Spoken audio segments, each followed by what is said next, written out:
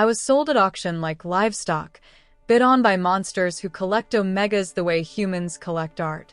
When the Crimson Brothers, Kenneth, Raymond, Julian, and Tobias, outbid everyone with a sum that could have bought 3 territories, I knew I was dead.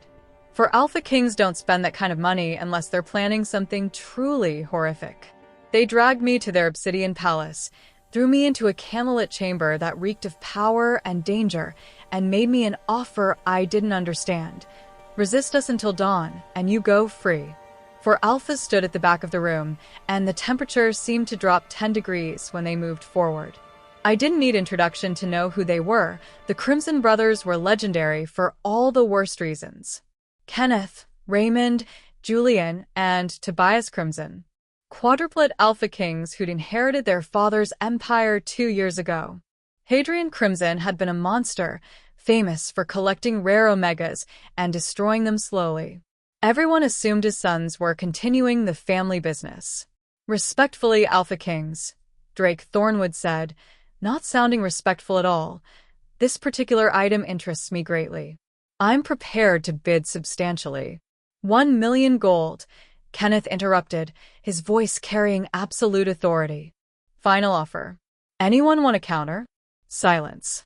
That kind of money could buy 3 territories. For a single omega, even a necromancer, it was insane. Drake Thornwood's face flushed with rage, but he sat down without another word. You don't argue with 4 Alpha Kings, especially not ones with the Crimson Brothers' reputation. Sold, the auctioneer said quickly, probably sensing the violent energy filling the warehouse. Lot 17 to the Crimson Brothers of the Northern Territories. Around me, the spirits began to keen, low, mourning sounds only I could hear. They're worse than Thornwood, one warned. Their father collected hundreds of us. Tortured us. They'll do the same to you. I want to tell them I knew, that I'd accepted I was dead the moment the auction hunters found me. But I couldn't speak without drawing attention, so I just lowered my head and waited for the brothers to claim their purchase. They came to the holding pen together, moving with the synchronized precision of wolves who'd been fighting beside each other their entire lives. Up close, they were more terrifying than their reputation suggested. Not because they looked cruel, but because they looked powerful enough that cruelty would be effortless. Kenneth was clearly the leader, his presence commanding in the way that made even other alphas step back. Raymond studied me with analytical intensity, like I was a puzzle he was determining how to solve. Julian's gaze was gentler, but somehow more unsettling, Empatha's assessment that saw through every defense. Tobias just looked at me with an expression I couldn't read, silent and massive and radiating barely controlled violence. Clara Lee, Kenneth said, reading from the documentation they'd provided. Age 23. Necromancer bloodline traced back 17 generations. Mother, deceased. Father, unknown. No pack affiliation, no registered residence, no formal education beyond basic literacy. He looked up from the papers, meeting my eyes directly. Congratulations. You just became the most expensive Omega in Northern Territories history. Feel proud. Should I? My voice came out steadier than I expected. Being expensive doesn't make me less property. Something flickered in Kenneth's expression. Surprise, maybe, or respect. You're coming with us. There are rules about how this transfer works, legal procedures, documentation, all very official and legitimate despite the illegal auction we just bought you from. You resist, we're authorized to use force. Understood. I understood perfectly. Resist and get hurt immediately, or comply and get hurt later. Same choice Omegas always faced with powerful alphas. Understood, I said flatly. They led me out through the warehouse, past other Omegas still waiting to be sold, past alphas calculating their next bids. The spirits followed us, dozens of them, their warnings growing more desperate. They'll kill you slowly, the ghosts insisted. Just like their father did. You have to escape. But I couldn't see how. The Crimson Brothers moved like trained warriors, positioning themselves around me with strategic precision. Even if I had full access to my necromantic powers, I couldn't fight 4 Alpha Kings simultaneously. The vehicle waiting outside was armored and expensive, the kind royalty traveled in. They put me in the back between Julian and Tobias, with Kenneth driving and Raymond in the passenger seat. The whole arrangement felt deliberately intimidating, trapped between 2 massive alphas, while 2 more controlled our destination. "How long have you known?" Raymond asked once we were moving, his tone conversational despite the circumstances. "Know what?" "That you were a necromancer." "When did your powers manifest?" I saw no reason to lie. They could verify anything I said through the auction's documentation anyway. "When I was 7. Started seeing dead people in the house. Took me weeks to realize no one else could see them." "And your mother taught you to hide it." This from Julian, his voice gentle in a way that made me more nervous than if he'd been threatening. "My mother taught me to survive. Hiding was part of that." "Smart woman," Kenneth said from the front. "Necromancers who reveal themselves usually don't live long. You managed 23 years hidden. That's impressive." I made a mistake. The admission hurt, but it was true. Used my power to save a kid from a rogue attack. Someone saw. Reported me. Next thing I knew, hunters showed up at my door. And 6 days later, you're standing on an auction block being sold for $1 million gold to 4 alphas with a reputation for destroying omegas. Tobias spoke for the first time, his voice surprisingly quiet. "Bad week." The unexpected humor startled a laugh out of me before I could stop it. "Understatement." "We're going to Shadowkeep Palace," Kenneth said, his tone shifting to something more formal. "Our primary residence in the Northern Territories. When we arrive, you'll be taken to a private chamber. You're not allowed to leave without an escort. You're not allowed to communicate with anyone outside the palace. You're not allowed to use your necromantic abilities without explicit permission. Break any of these rules, consequences will be severe." Questions? About 1,000. But I asked the only one that mattered. "How long do I have before you kill me?" The silence in the vehicle was absolute. Finally, Raymond said, "Is that what you think is happening? That we bought you to kill you? Your father collected rare omegas and tortured them to death. You just paid a fortune for a necromancer omega. What else should I think? That maybe we're not our father," Julian said quietly. "Everyone says that. Then they do exactly what their fathers did." "Fair point," Kenneth acknowledged. "Guess you'll find out which one we are soon enough." Shadowkeep Palace was exactly what its name suggested, a fortress carved from black stone that looked like it was designed to intimidate. We drove through 3 separate security checkpoints before reaching the main entrance, each one manned by guards who checked us thoroughly despite obviously recognizing the Alpha Kings. "Paranoid much?" I asked. "Realistic," Raymond corrected. "Our father had enemies. We inherited them along with the territory. 3 assassination attempts in the last year alone. And you think I care about that because if someone attacks the palace while you're here, you die along with us." Tobias's logic was blunt. Self-preservation is excellent motivation. They led me through halls that screamed wealth and power, ancient weapons displayed on walls, art that probably cost more than most people earned in lifetimes, floors polished to mirror shine. But what struck me most was the cold. Despite expensive heating systems, the palace felt freezing. Or maybe that was just the ghosts. There were hundreds of them. More spirits than I'd ever sensed in one place, crowding the halls and rooms, watching us pass with expressions ranging from curiosity to horror. Most were omegas. I could tell by their energy, by the way they moved, by the terror still visible in their ghostly faces. Hadrian's victims, one spirit confirmed, floating beside me as we walked. 347 of us. He collected us, broke us, killed us. Some quickly, most slowly.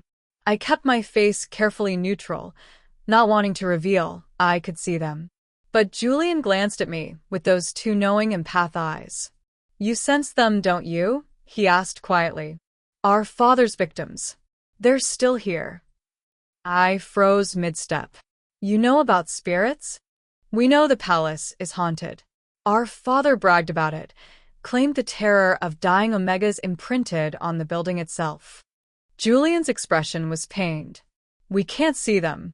Can you? Every instinct screamed not to answer. But they'd already bought me specifically because I was necromancer. Lying about my abilities seemed pointless. Yes. I can see them. All of them. I looked around at the crowded halls. There are 347 Omega spirits in this palace. They died here over 30 years. Most of them died badly. The brothers exchanged looks, some silent communication passing between them. Can you talk to them? Raymond asked. Yes. And what do they say about us?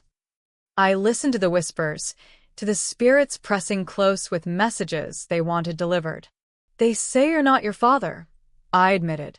They say you killed him to stop what he was doing. They say they've been watching you for 2 years, testing you, trying to figure out if you're worthy of the power you inherited. And Kenneth's voice was tense. What's their verdict? The spirits answered with unexpected unanimity. Tell them they've passed. Tell them we approve. They say you've passed their test, I reported. That you're nothing like him. That they trust you. The relief on all 4 faces was so obvious it actually made them look younger, more vulnerable. Thank you, Julian said, and he seemed to be thanking both me and the spirits I'd spoken to.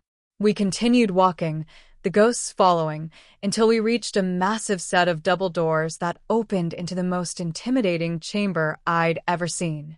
It was clearly designed for seduction or intimidation, maybe both. Huge circular room with walls covered in dark silk, floor scattered with cushions and furs, ceiling lost in shadows above.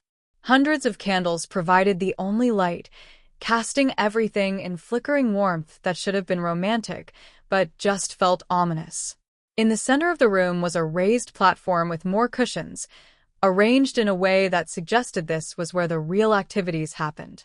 Welcome to the claiming chamber, Kenneth said, and his tone made it clear this was more significant than just another room. Our father used this place to break Omegas he collected. We're going to use it to offer you a choice. What kind of choice? All 4 brothers moved to stand around the platform, positioning themselves at the cardinal points like we were about to perform some kind of ritual. Here's the deal, Kenneth began. You're going to spend tonight in this chamber with us. From now until dawn, roughly 8 hours. During that time, we're going to try to convince you to accept us as your mates. I stared at him. You're joking. Not even slightly. Raymond's expression was serious. We felt the mate bond snap into place the moment we saw you at the auction. 4-way bond, which is almost impossible but unmistakable. The moon goddess has designated you as our fated mate. That's not how it works. With quadruplet alphas it is, Julian interrupted gently. Normal wolves get 1 fated mate. We get a shared mate because our wolf spirits are so closely connected. And you're it. So you bought me because of a mate bond? I tried to process this, couldn't make it compute with anything I knew about how alphas operated. You paid $1 million gold for what convenience? We bought you because Drake Thornwood was going to, Tobias said bluntly. He collects and kills rare Omegas. Specializes in torture methods that prolong death as long as possible. You'd have been dead within a week if he'd won the bidding. And you're better how? We're offering you a choice, Kenneth said.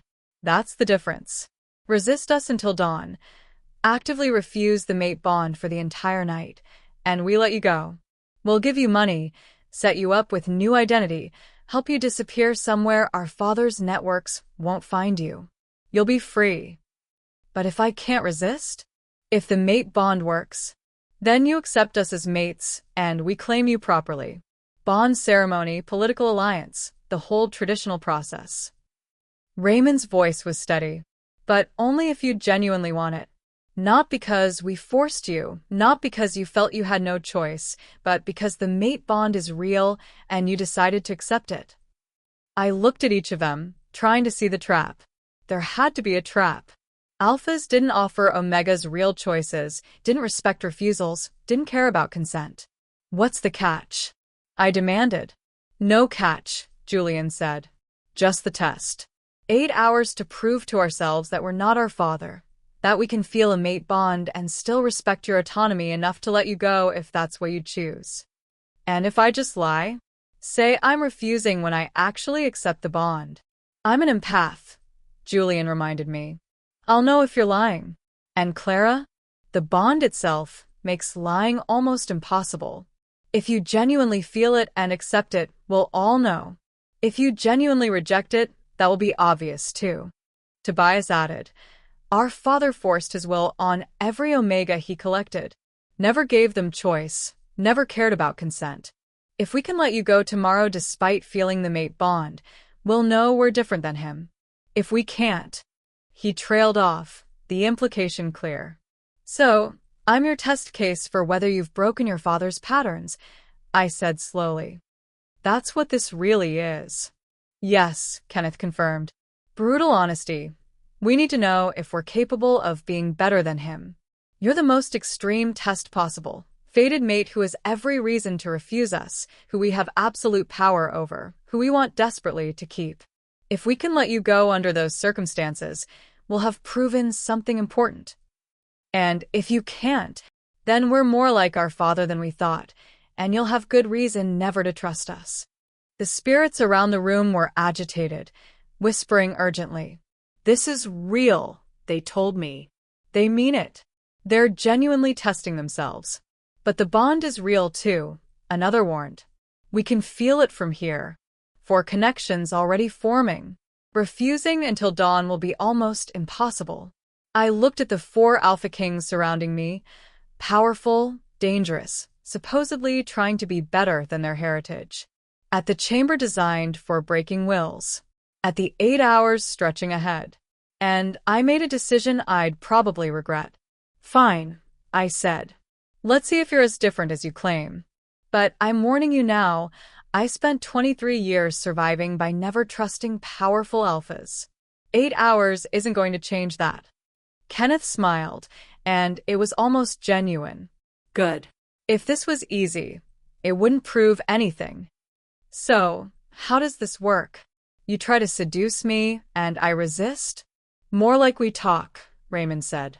Get to know each other. See if there's genuine compatibility beyond the mate bond. Our father treated Omegas as objects.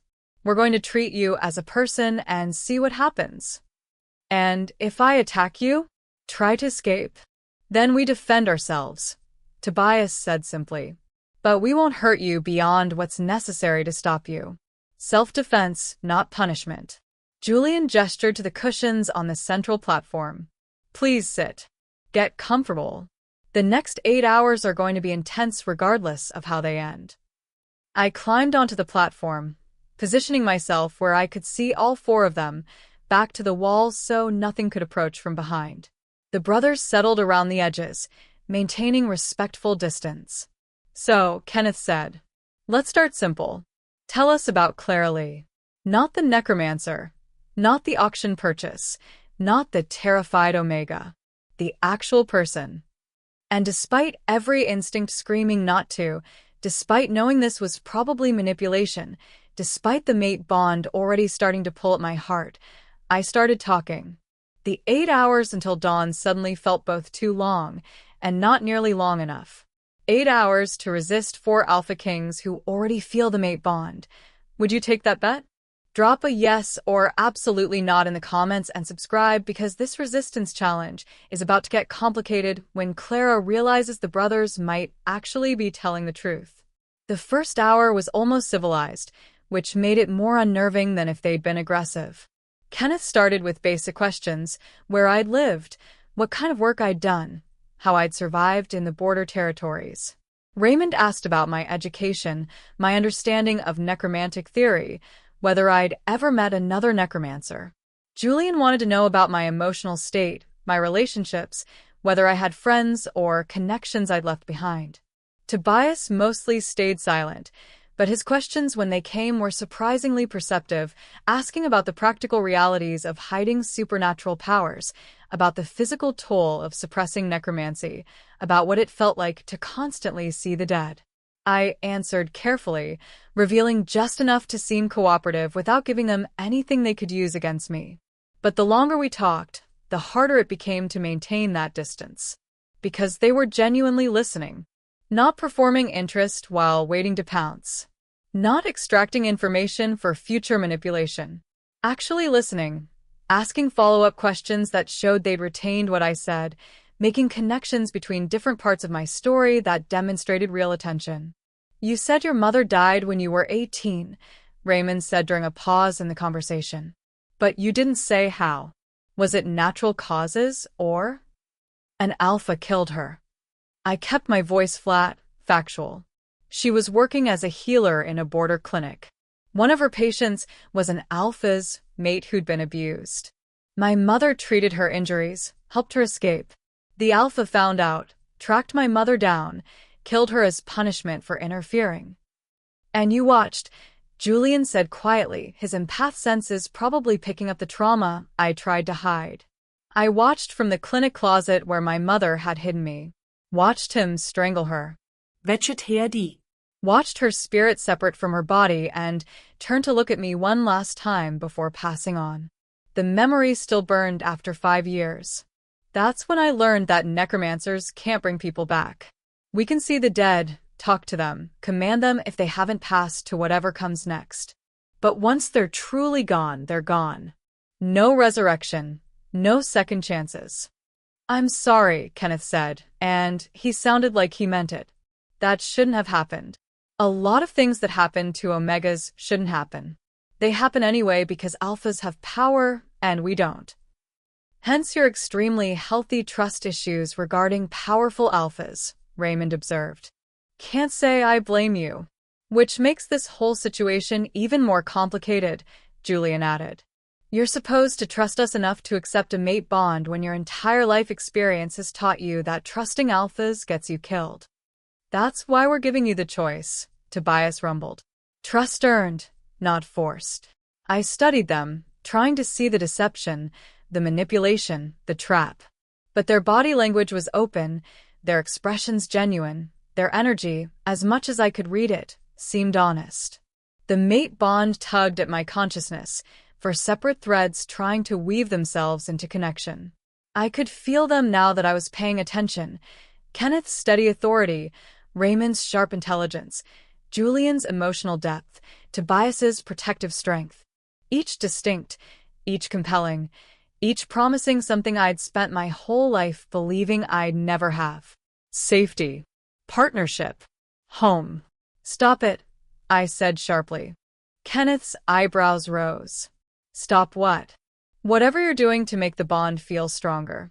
I can feel it pulling at me, trying to convince me this is real. We're not doing anything, Julian said gently. The bond pulls naturally when fated mates are in proximity. We're feeling it too, probably stronger than you are since there are 4 connections for us versus our individual pulls on you.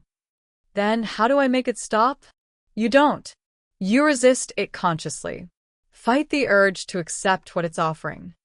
Raymond's tone was clinical, like he was explaining a mathematical problem. Think of it as supernatural peer pressure. The bond wants to complete itself, so it's going to make acceptance feel natural and good. Resistance requires actively choosing to refuse what every instinct says you should want. That's why this test is so difficult, Kenneth added. We're not trying to force you.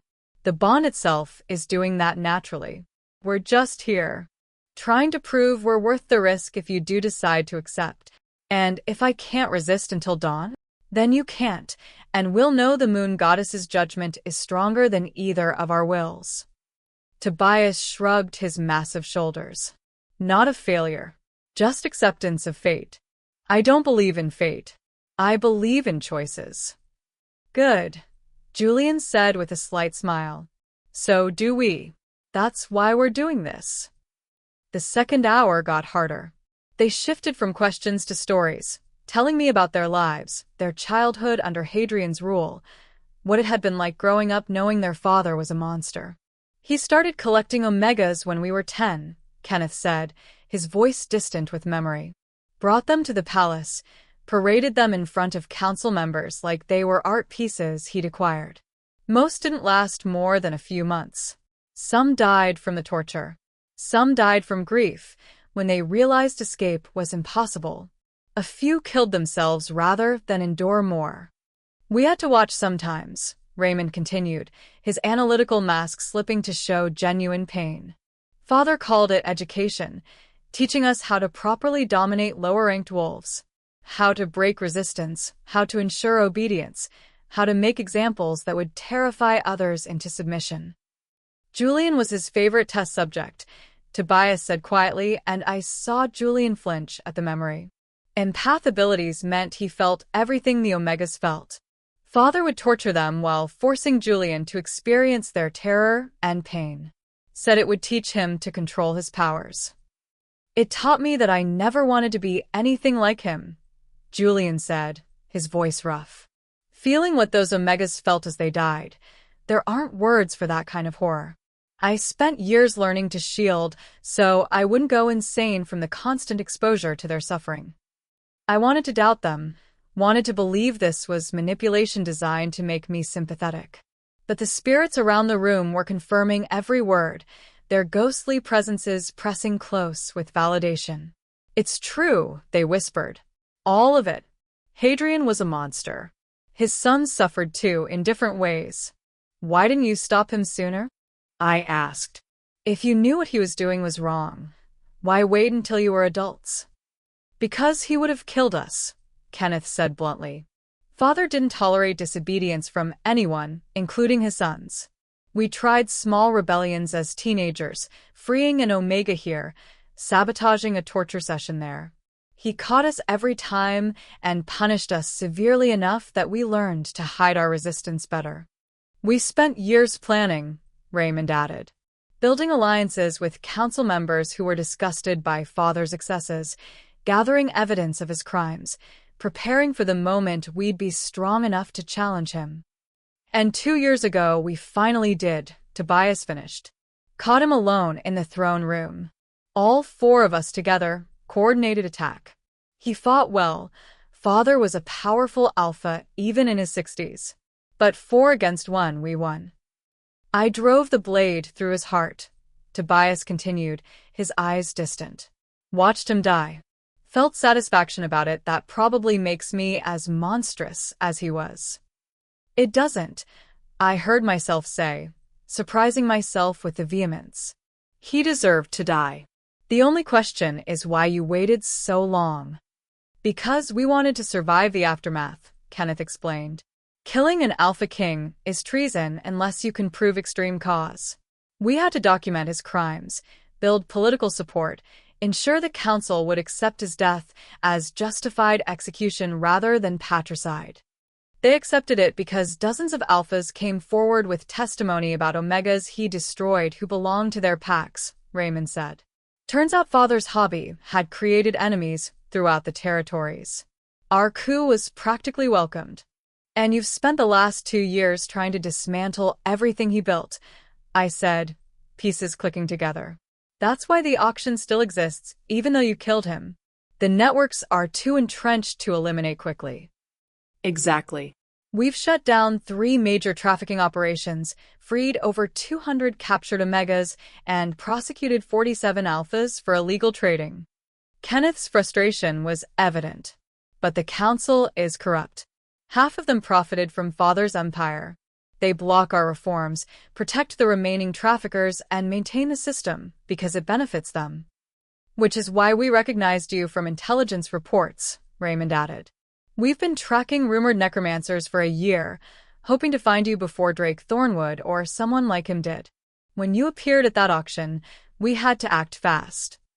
I processed this, trying to reconcile it with everything I believed about the Crimson Brothers. They weren't continuing their father's legacy. They were actively fighting to destroy it. They hadn't bought me to torture me. They bought me to save me from someone who would. The mate bond pulled harder, responding to my softening resistance with increased pressure to accept. This doesn't change anything, I said, more to myself than to them. You're still 4 alpha kings with absolute power over me. You're still wolves I can't fight if you decide force is easier than consent. This, I gestured around the chamber, is still me trapped in a room designed for breaking omegas, hoping you're telling the truth about letting me go at dawn. You're right, Julian acknowledged. Your caution is completely justified. We could be lying about everything. The test could be a game we're playing before we do exactly what you fear. You have no reason to trust us. So, why do you keep talking like I should? Because we want you to, Kenneth said simply. Not because we can force you to trust us, but because genuine trust, earned and given freely, is the only kind worth having. The sincerity in his voice made something crack in my carefully maintained defenses. Tell me about the mate bond, I said, changing the subject before I could do something stupid like start believing them. How does it work with 4 of you? Is it different than normal bonds? Raymond lit up. Clearly this was his area of expertise. Quadruplet mate bonds are extremely rare. Only documented 43 times in werewolf history, and most of those cases involved triplets plus 1, not true quadruplets. The bond functions like 4 individual connections that link to a central point, you in this case. Each connection has its own character, its own pull, its own flavor of attraction. So, I'd be feeling for separate mate bonds. Simultaneously, yes. But they're designed to complement rather than compete. Where one connection is weak, another is strong. Where one alpha's nature clashes with yours, another harmonizes. Raymond pulled out a tablet, showing me diagrams that looked like molecular structures. The moon goddess creates these bonds when she anticipates a need for combined strength. Usually before some kind of major crisis or threat that requires multiple alphas working in perfect coordination.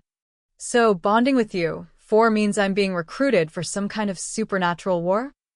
I tried to make it sound sarcastic, but it came out more worried than I intended. Probably, Tobias said with brutal honesty. The prophecies have been screaming about darkness coming for years. 4 alpha kings with a necromancer mate? That's the kind of power combination you'd need to fight something catastrophic. Fantastic. So my choices are, accept the bond and get drafted into an apocalypse, or refuse the bond and spend the rest of my life knowing I could have had 4 fated mates, but chose loneliness instead. When you put it that way, it does sound like a lose-lose situation, Julian admitted. But there's a third option. Accept the bond because you genuinely want us, not because of prophecies or obligations or fate. Choose the partnership for itself, and deal with whatever crisis comes as a team rather than as conscripted soldiers. The distinction was subtle but significant. And the fact that Julian understood the difference between choosing them and accepting fate made something in my chest tighten. The mate bond flared in response to my emotional shift, all 4 connections strengthening simultaneously. I felt Kenneth's protective instinct reach for me, Raymond's curiosity about how my mind worked, Julian's desperate desire to ease my fear, Tobias's absolute certainty that I belonged with them. It was overwhelming and perfect and terrifying. I need a break, I said, standing abruptly. From the conversation, from the bond, from all of this. You said 8 hours. I'm taking 10 minutes alone to process. Kenneth nodded. The chamber has a private bathroom through that door. Take whatever time you need. We'll be here when you're ready. I practically ran to the bathroom, closing the door and leaning against it while my heart raced and my thoughts spiraled. The spirits followed me, of course they did. They could pass through walls and doors like they were suggestions. You're falling for them, one ghost observed. We can feel it. The resistance is crumbling. I know, I whispered. That's what terrifies me. What if I accept the bond, and they turn out to be exactly like their father once they've secured me? What if this whole night is just elaborate manipulation?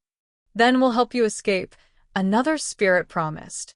We've been watching them for 2 years.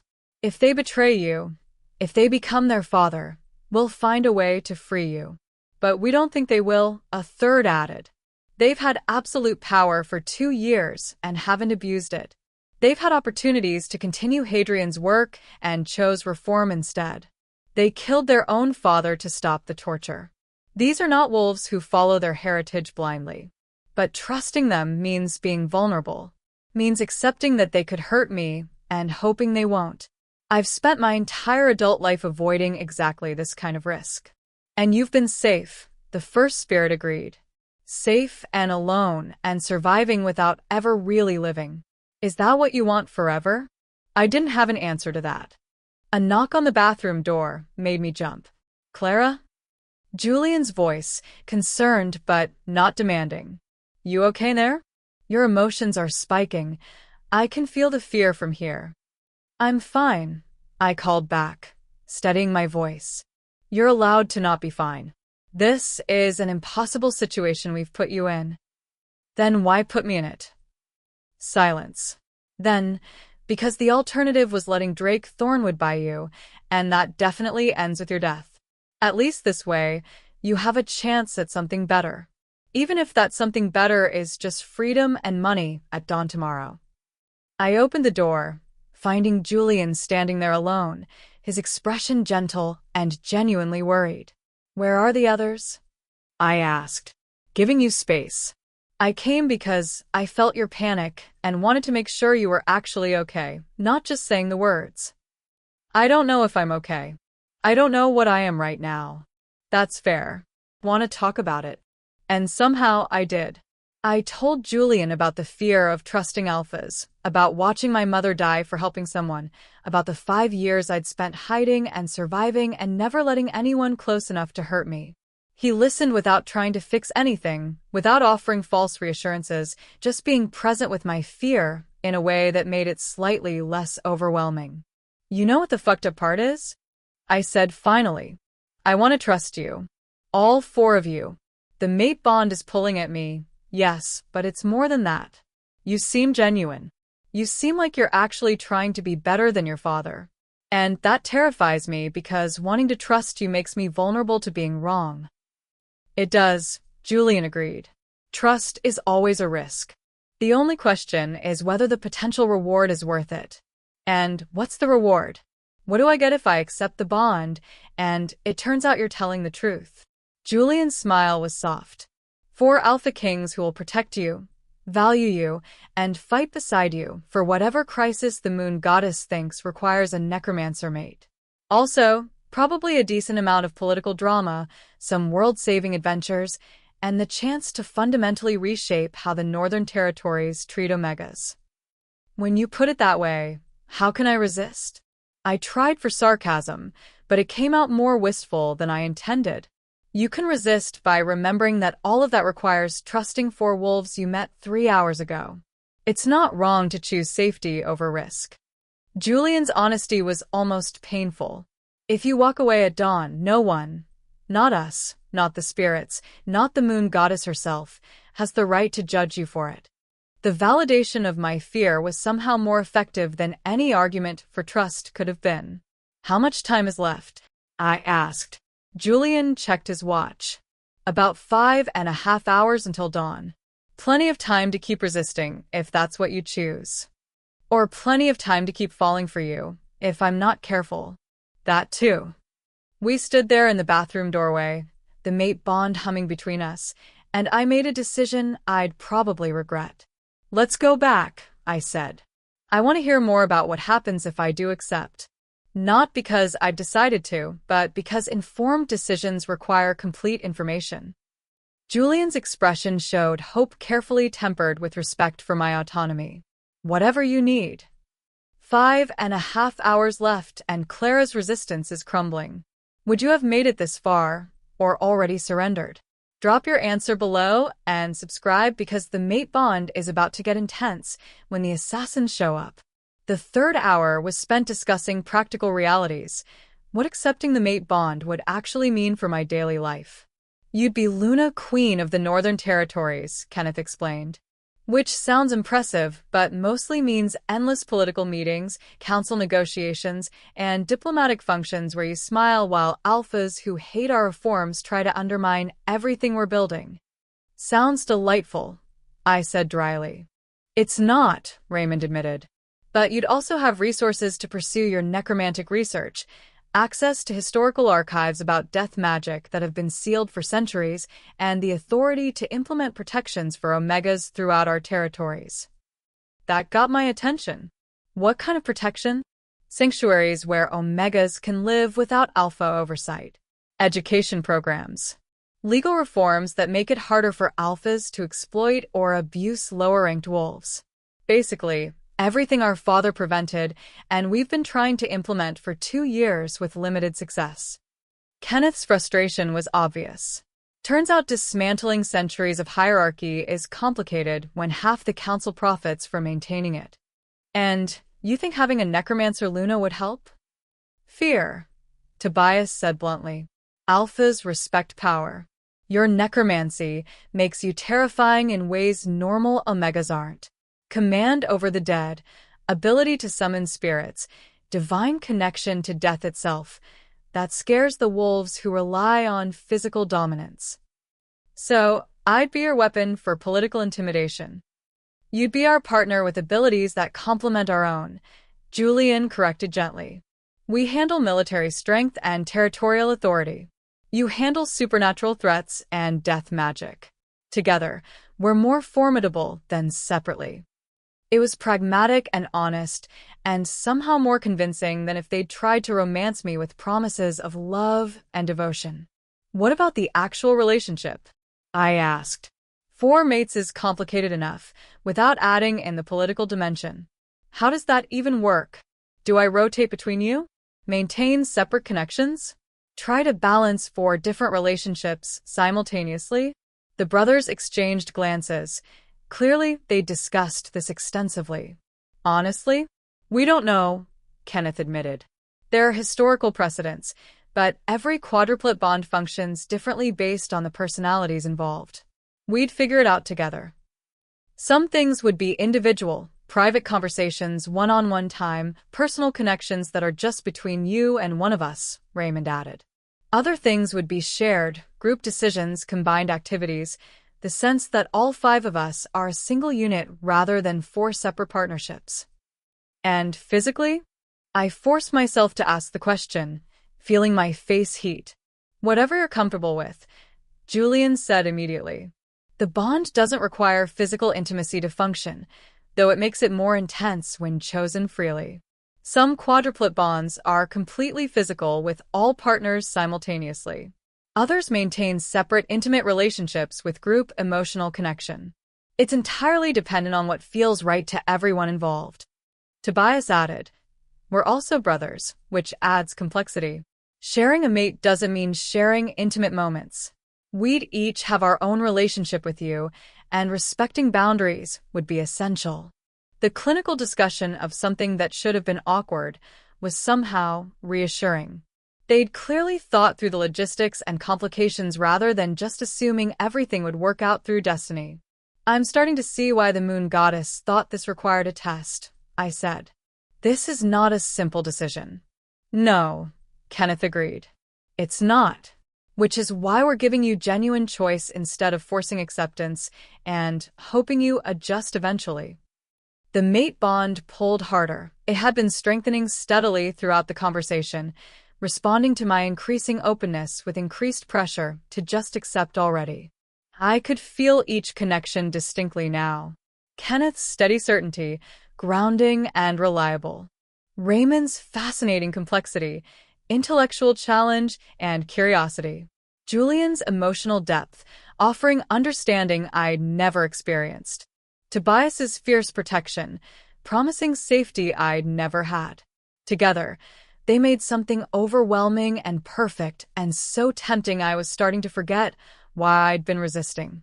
How many hours left? I asked, needing the reminder of the deadline. Raymond checked his watch. About 4.5.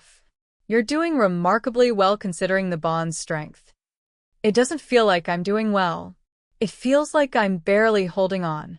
That's actually success, Julian said. The fact that you're still consciously choosing resistance despite the bond's pressure proves your willpower is stronger than supernatural compulsion. Most wolves in your position would have accepted within the first hour. Should I feel proud of my stubbornness? You should feel proud of your strength, Kenneth corrected.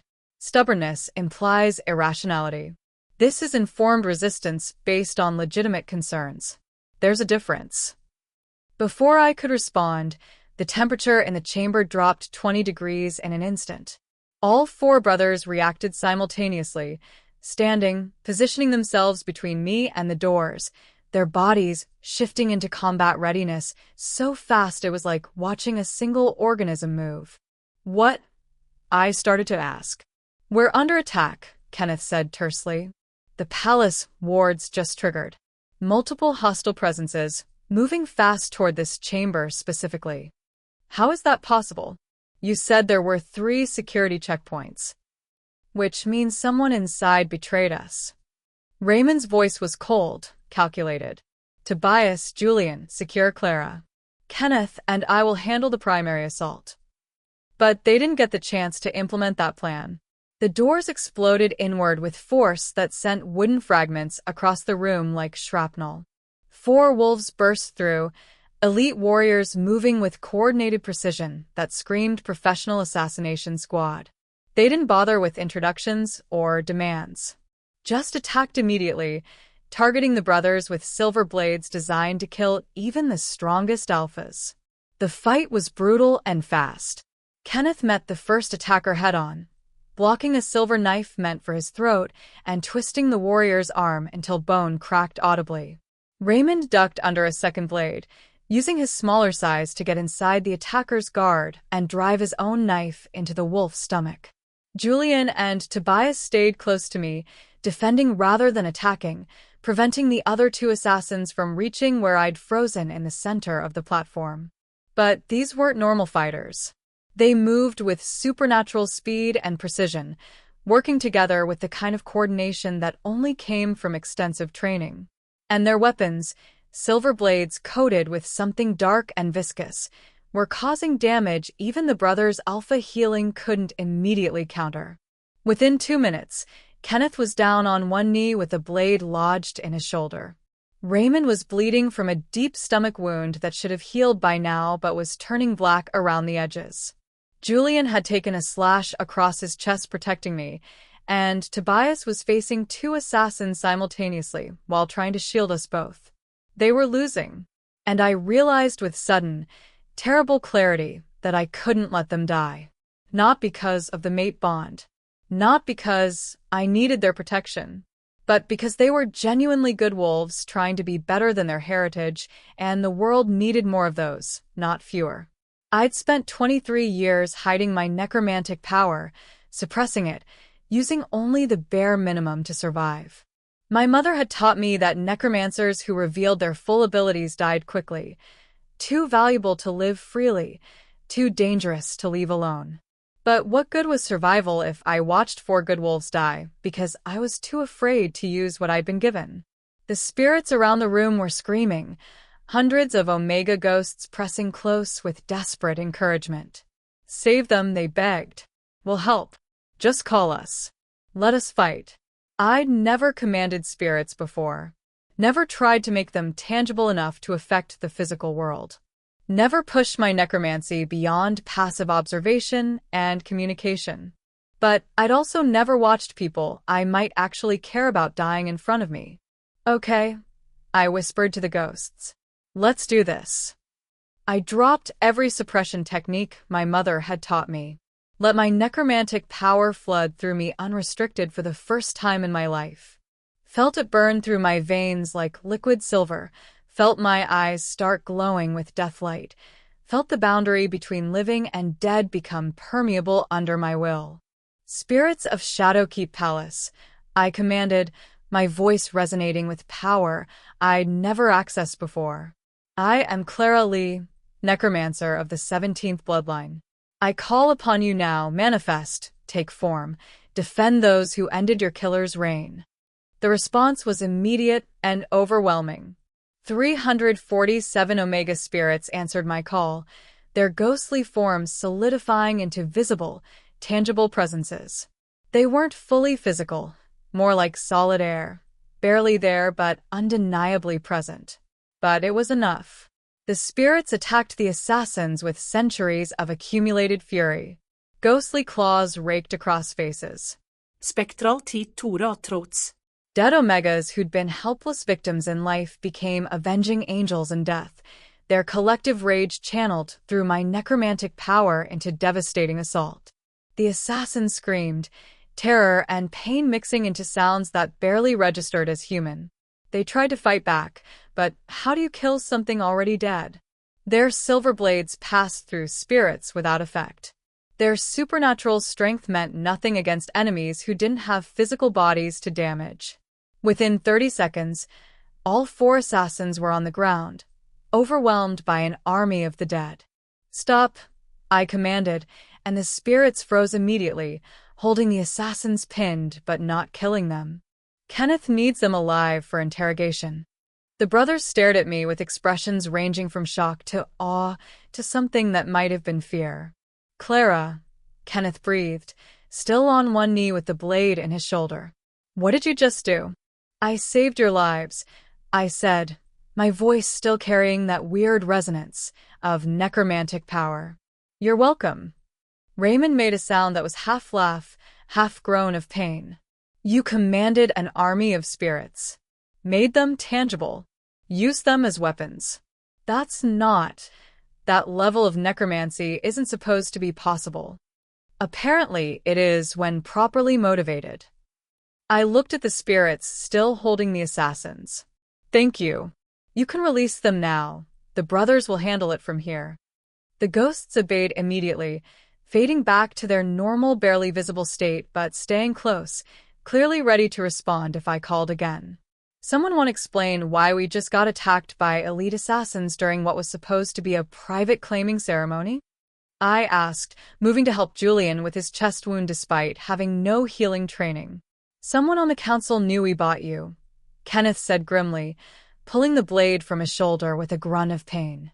"Someone who wanted both us and our new necromancer made eliminated before we could bond properly." "Which means the corruption runs deeper than we thought," Raymond added, examining his poisoned stomach wound with clinical detachment. "These assassins used specialized anti-alpha toxins. That's expensive, restricted, only available through high-level council connections." Tobias had already restrained the surviving assassins. All 4 were still alive, barely, their injuries severe but not immediately fatal. "Question them." "Thoroughly." Kenneth's voice was ice. "I want names, payment sources, who ordered this hit, and how they knew Clara was here.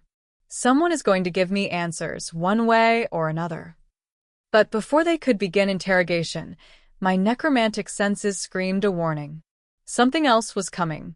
Something bigger and far more dangerous than 4 assassins. The temperature dropped even further. Frost formed on the walls despite the remaining candles still burning. And I felt a presence so ancient and hungry it made my newly awakened power cringe in recognition. "Oh no," I whispered. "What?"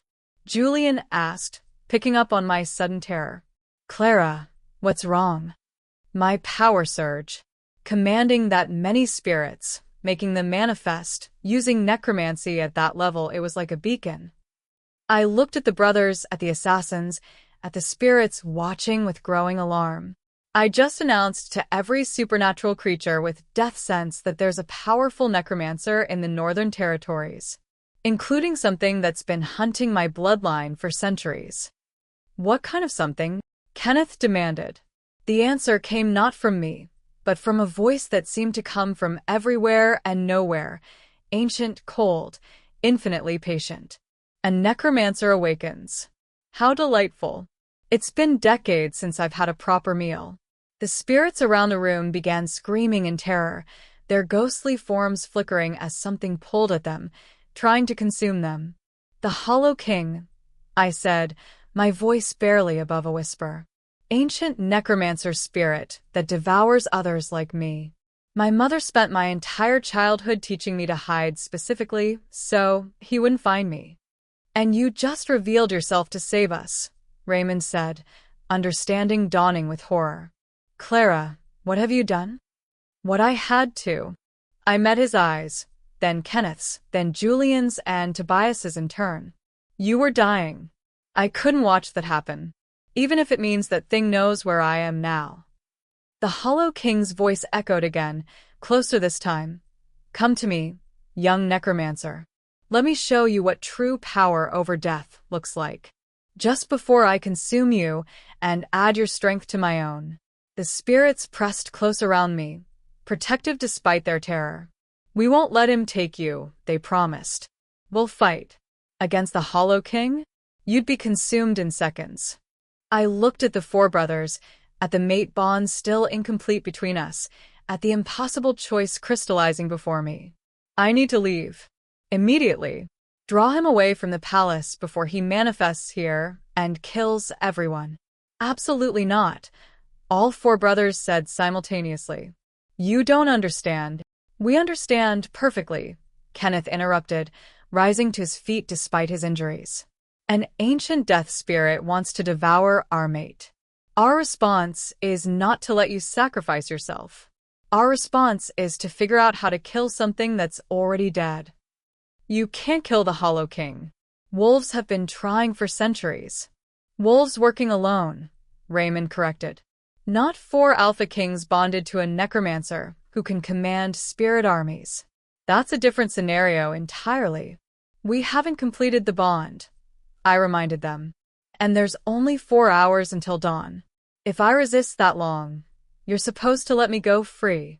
Plans change when ancient death spirits show up wanting to eat you, Tobias said flatly. New plan. We bond properly, combine our strengths, and face this threat together. I wanted to argue. Wanted to insist they honor the original deal. Wanted to maintain the resistance I'd built so carefully over the last 4 hours. But I could feel the Hollow King drawing closer, could sense him following the thread of my power back to its source. And I knew with absolute certainty that I couldn't fight him alone. I hate that you're right, I said finally. So you'll accept the bond? Julian asked, hope and worry mixing in his voice. I'll accept the bond. Not because I've stopped being afraid of trusting you. Not because 4 hours convinced me you're perfect mates. But because something worse than my trust issues is coming, and I'd rather face it with you than without you. That's the most reluctant mate acceptance I've ever heard, Raymond observed. Take it or leave it. Oh, we're definitely taking it, Kenneth said, and for the first time since the attack, he smiled. Clarily, do you accept us, Kenneth, Raymond, Julian, and Tobias Crimson, as your fated mates? Do you consent to completing the bond that the moon goddess has designated between us? The formal words hung in the air, waiting for my response. I looked at each of them. Kenneth bleeding but steady, Raymond poisoned but calculating, Julian wounded but hopeful, Tobias restrained but protective. 4 Alpha Kings who'd spent the last 4 hours trying to prove they deserved my trust. And I realized I did trust them. Not completely, that would take time. But enough to make this leap.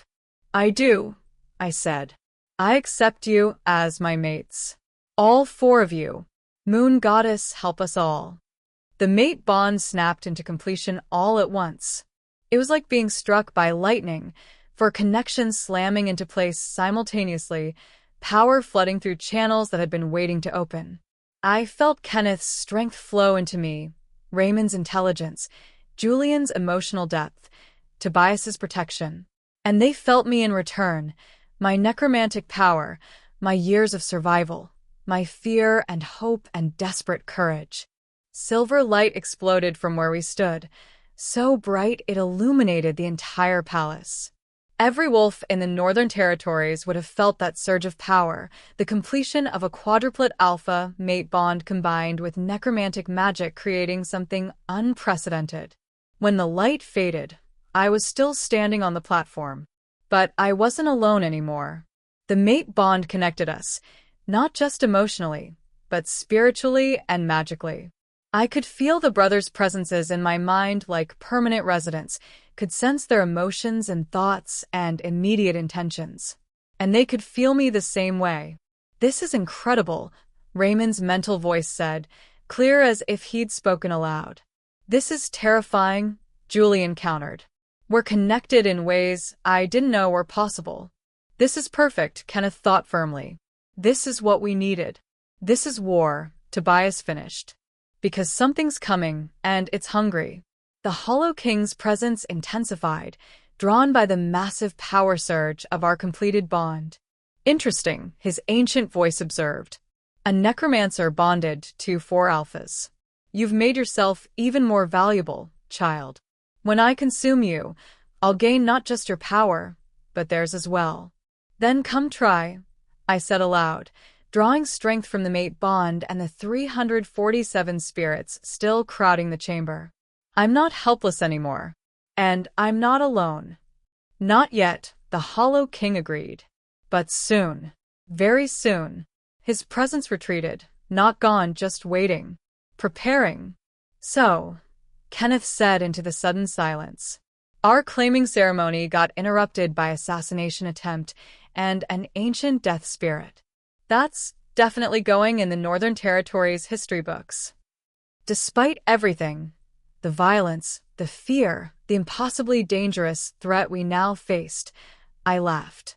Because I had 4 fated mates, an army of loyal spirits, and a mate bond strong enough to face whatever came next. The Hollow King wanted a fight?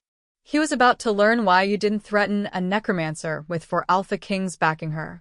Mate bond complete. Spirit army activated. Ancient death spirit incoming. This escalated fast. Drop a comment if your team fight the Hollow King or team run, and subscribe because the next chapter reveals who betrayed them. The immediate crisis managed. We had to deal with practical realities, specifically for injured Alpha Kings and 4 captured assassins who needed interrogating before they died from their spirit-inflicted wounds.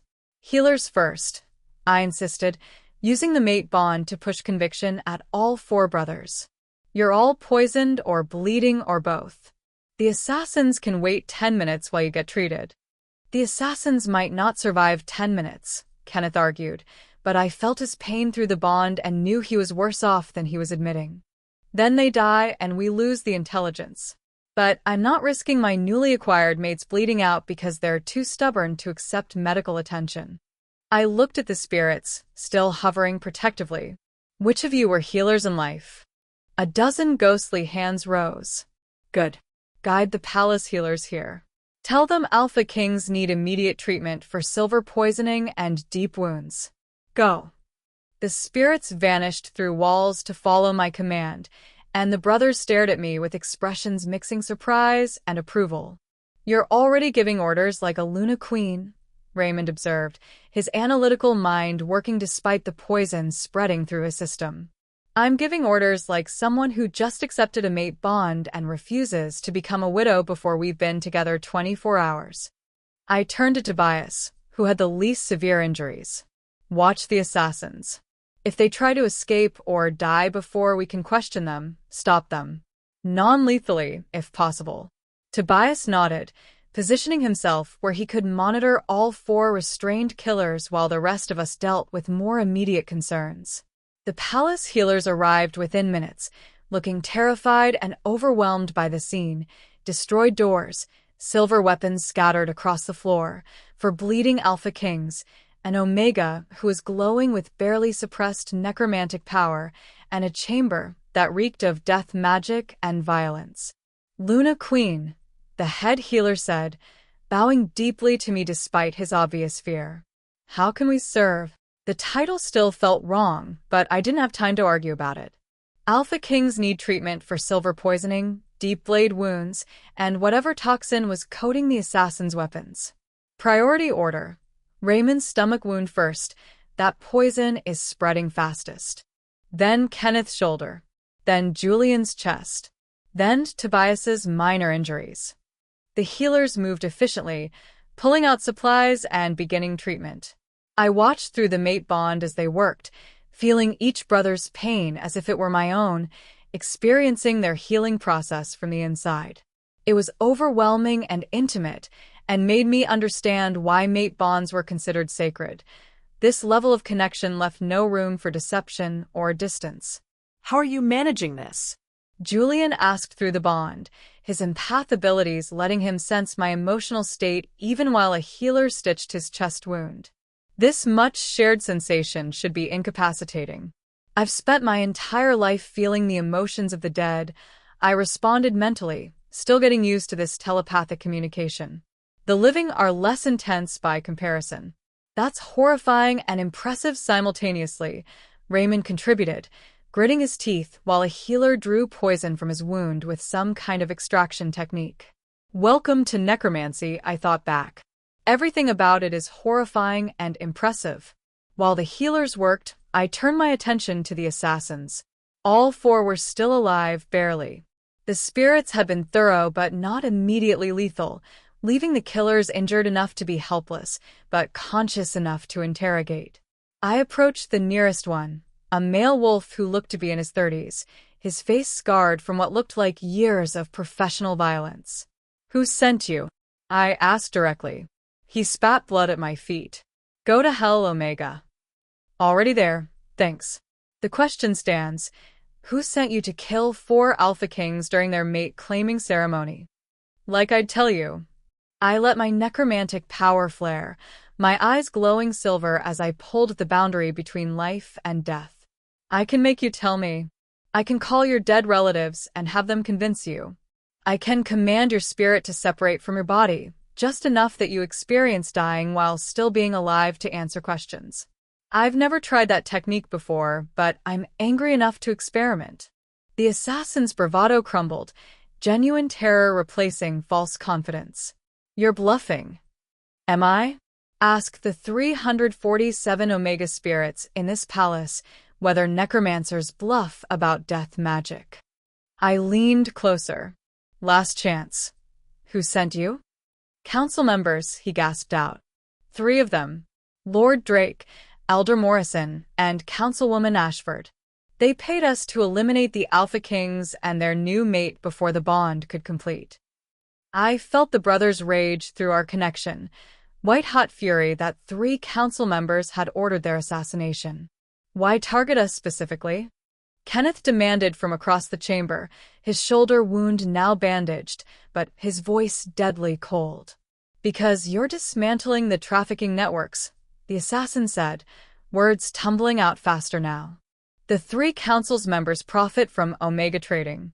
Your reforms are costing them millions in lost revenue. They want you dead and the old system restored." "And how did they know Clara was here tonight?" Raymond asked, his poisoned wound still being treated, but his strategic mind clearly functioning fine. "Mage Cordelia told them. She has surveillance spells throughout the palace, has for years. She saw you bring the necromancer to the claiming chamber, reported it immediately to her council contacts. They activated our assassination contract within the hour." The name Cordelia made all 4 brothers tense. "The royal court mage betrayed us?" Julian's voice was shocked, hurt. "She served our father for 30 years. We kept her on because we thought she was loyal to the position, not the person." "She was loyal to profit," the assassin corrected. "Cordelia made fortune helping Hadrian torture Omegas. She's not going to let his sons destroy the system that made her rich and powerful. She wants you dead and the trafficking empire restored." I felt the pieces clicking together through the mate bond, all 4 brothers reaching the same conclusion simultaneously. "The attack wasn't about killing us," Kenneth said slowly. "It was about forcing Clara to reveal her necromantic power before the bond completed, making her choose between hiding and saving us." "Which she did," Raymond continued. And the power surge from commanding 347 spirits all at once was like setting off a supernatural flare. Every creature with death sense in 3 territories felt it, including the Hollow King. I finished, understanding the full scope of the trap. Cordelia knew about the ancient death spirit. She wanted to expose my power, so he'd be drawn here. This wasn't just assassination, it was bait. But why? Julian asked. If Cordelia wants the trafficking system restored, why draw the Hollow King to the palace? He'd consume Clara and probably kill everyone in the process. The answer came not from any of us, but from a new voice, cold, female, triumphant. Because the Hollow King is exactly what I need. We all turned to find Cordelia standing in the destroyed doorway, her court mage robes pristine despite the palace-wide alert that must have been triggered by the attack. She looked serene, confident, like someone who'd been planning this for years and was finally seeing her schemes come to fruition.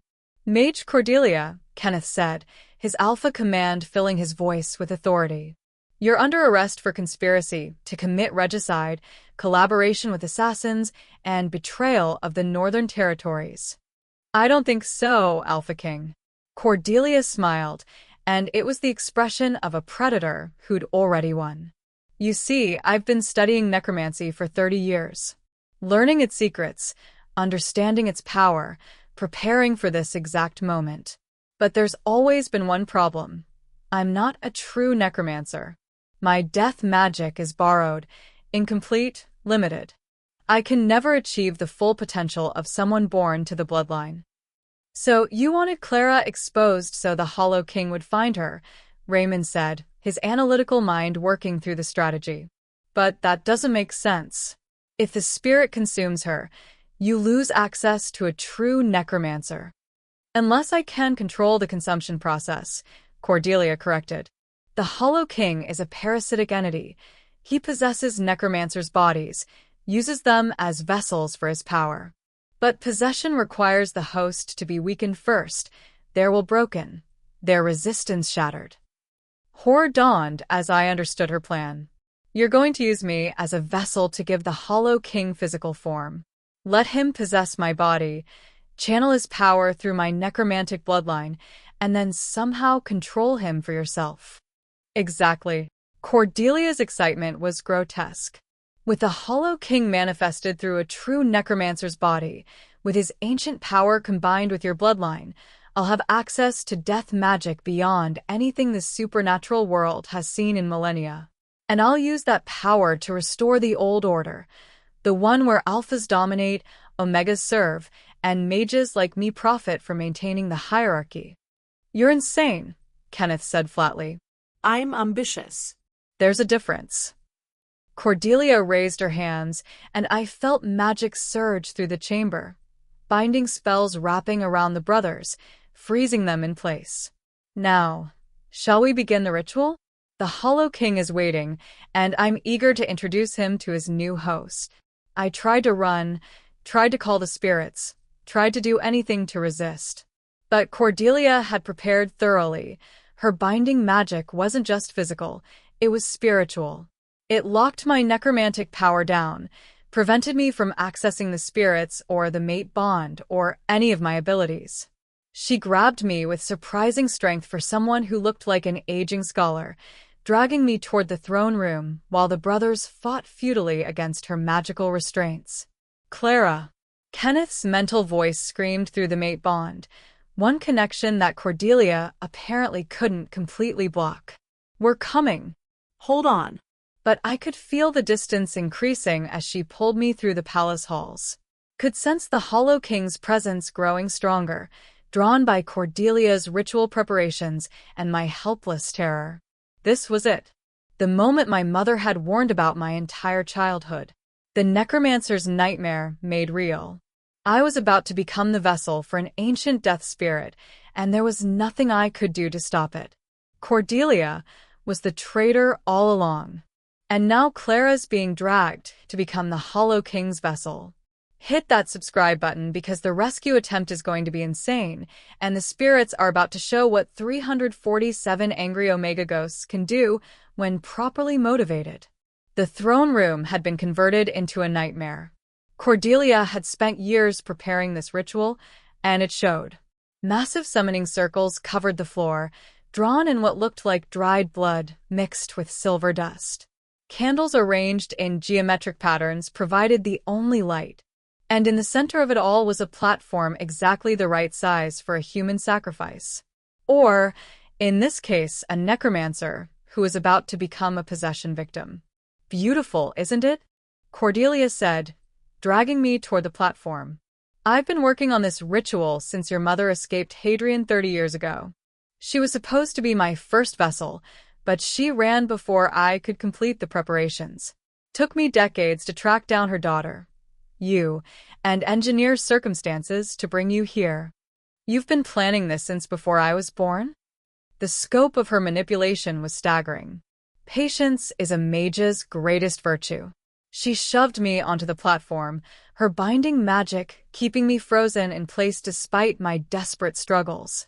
Your mother was powerful, but she was paranoid. Taught you to hide your abilities so effectively that I almost lost track of your bloodline entirely. Thank the moon goddess for that little rescue incident in the border territories, gave me the thread I needed to trace you. So, you arranged for me to be captured, sold at that specific auction, where you knew the Crimson Brothers would bid. I suggested they bid, actually. Sent them intelligence reports about Drake Thornwood's plans, made sure they understood you were in danger. They're so predictable. Show them an Omega in trouble and their heroic instincts activate immediately. Cordelia began arranging ritual components around the platform. The mate bond was an unexpected complication, but ultimately it worked in my favor. Made you powerful enough to command hundreds of spirits, which gave the Hollow King proper motivation to manifest quickly. You're using their love for me as a weapon. I'm using everything as a weapon, dear. That's what makes me good at this. She pulled out a wicked-looking knife, its blade etched with symbols I didn't recognize. Now, the ritual requires 3 components. First, a powerful necromancer to serve as vessel. She gestured to me. Check. Second, the blood of Alpha Kings to provide physical strength for the manifestation. She looked toward the throne room doors. I'm sure your mates will be arriving shortly, once they break through my binding spells. I'll collect their blood then. And third, I asked, stalling for time while trying desperately to find some weakness in the magic imprisoning me. The voluntary sacrifice of someone you love to anchor the Hollow King to the physical world. Cordelia's smile was cruel. I have several options prepared, but I think Lydia Winters will be most effective. She's the only person you've allowed yourself to care about in the 5 years since your mother died. Killing her while you watch should provide excellent emotional devastation to weaken your resistance. Horror flooded through me. You have Lydia? Grabbed her from the Omega Sanctuary this morning. She's being held in the cells below, waiting for her moment in the ritual. Cordelia checked her preparations, nodding with satisfaction. Everything is ready. We just need your mates to arrive so I can begin the blood collection. As if summoned by her words, the throne room doors exploded inward. Kenneth, Raymond, Julian, and Tobias burst through, their alpha power burning away the remnants of Cordelia's binding magic. All 4 were injured, still recovering from the assassination attempt, but rage and mate bond desperation made them unstoppable. Step away from our mate, Kenneth commanded, his voice carrying absolute authority. Or what? Cordelia raised her hand, and suddenly she wasn't alone. A dozen more assassins emerged from the shadows, reinforcements she'd positioned throughout the palace. These weren't the ones from earlier. These were fresh, well-armed, and clearly positioned specifically to fight for Alpha Kings. The brothers didn't hesitate. They attacked immediately, supernatural speed and coordinated combat skills turning the throne room into a battlefield. But Cordelia had planned for this. Her assassins weren't trying to kill the brothers. They were hurting them, forcing them closer to the ritual platform while inflicting minor wounds that dripped blood onto the summoning circles. Thank you for the donation, Cordelia said cheerfully, watching the Alpha King blood activate the ritual symbols. Just a bit more, and we can begin the main event. The brothers realized the trap too late. They'd been fighting their way toward me, but every step closer meant more of their blood feeding the ritual. The summoning circles began to glow, responding to the combination of alpha and necromancer power. Clara, Julian screamed through the mate bond. You need to fight. Break the binding somehow. I'm trying. I thought back desperately. Her magic is too strong. Then try harder. Raymond's analytical mind was racing even while fighting off 3 assassins. You commanded 347 spirits earlier. That's unprecedented power. The binding shouldn't hold you. Unless you're letting it hold you, Kenneth added, his insight cutting through my panic. You're so used to suppressing your necromancy that you're doing it automatically even now. Stop hiding, Clara. Stop making yourself small. Use your full power. He was right. I'd spent 23 years hiding what I was, suppressing my abilities, making myself less threatening. Those habits didn't just disappear because I'd accepted a mate bond. But maybe they should. I stopped fighting the binding and instead pulled on it, used Cordelia's own magic as a channel for my necromantic power, flipped her spell from containing me to connecting me to the ritual she'd prepared. If she wanted to use death magic, Fine. let's see how she handled a necromancer who stopped holding back. The spirits in the palace responded to my call immediately, not just the 347 Omega victims, but every ghost in the Northern Territories. Hundreds upon hundreds of dead wolves, their consciousness drawn by the massive surge of necromantic power I'd just unleashed. Come, I commanded them. Manifest. Fight. Protect your living kin. The throne room flooded with ghosts, so many that the temperature plummeted and frost formed on every surface. The assassins screamed as dead wolves they'd killed in previous fights manifested to exact revenge. Cordelia's careful ritual circle shattered under the weight of unexpected spiritual presence. Her binding on me broke. I rose from the platform, my eyes glowing silver with power, my entire body radiating death magic strong enough that even the living could see it. You wanted a powerful necromancer for your ritual, I said, my voice resonating with the combined presence of hundreds of spirits. Congratulations. You've got one. Let's see if you can control what you've created. Cordelia's confidence finally cracked. This isn't, you shouldn't be able to. You've been studying borrowed necromancy for 30 years, I interrupted. I've been living true necromancy my entire life. There's a difference.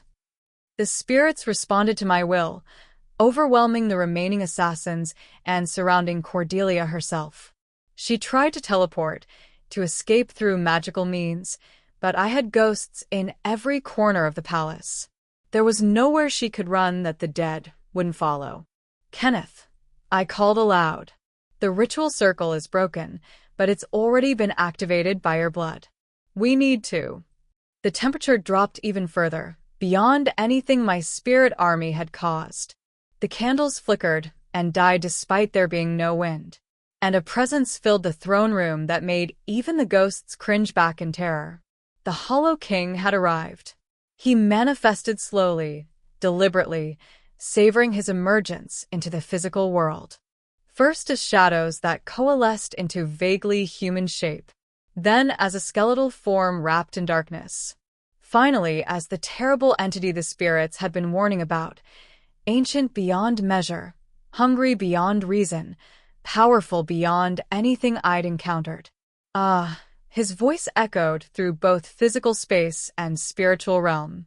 A necromancer awakened, a ritual prepared, blood of Alpha Kings already spilled, and a mage foolish enough to think she could control me.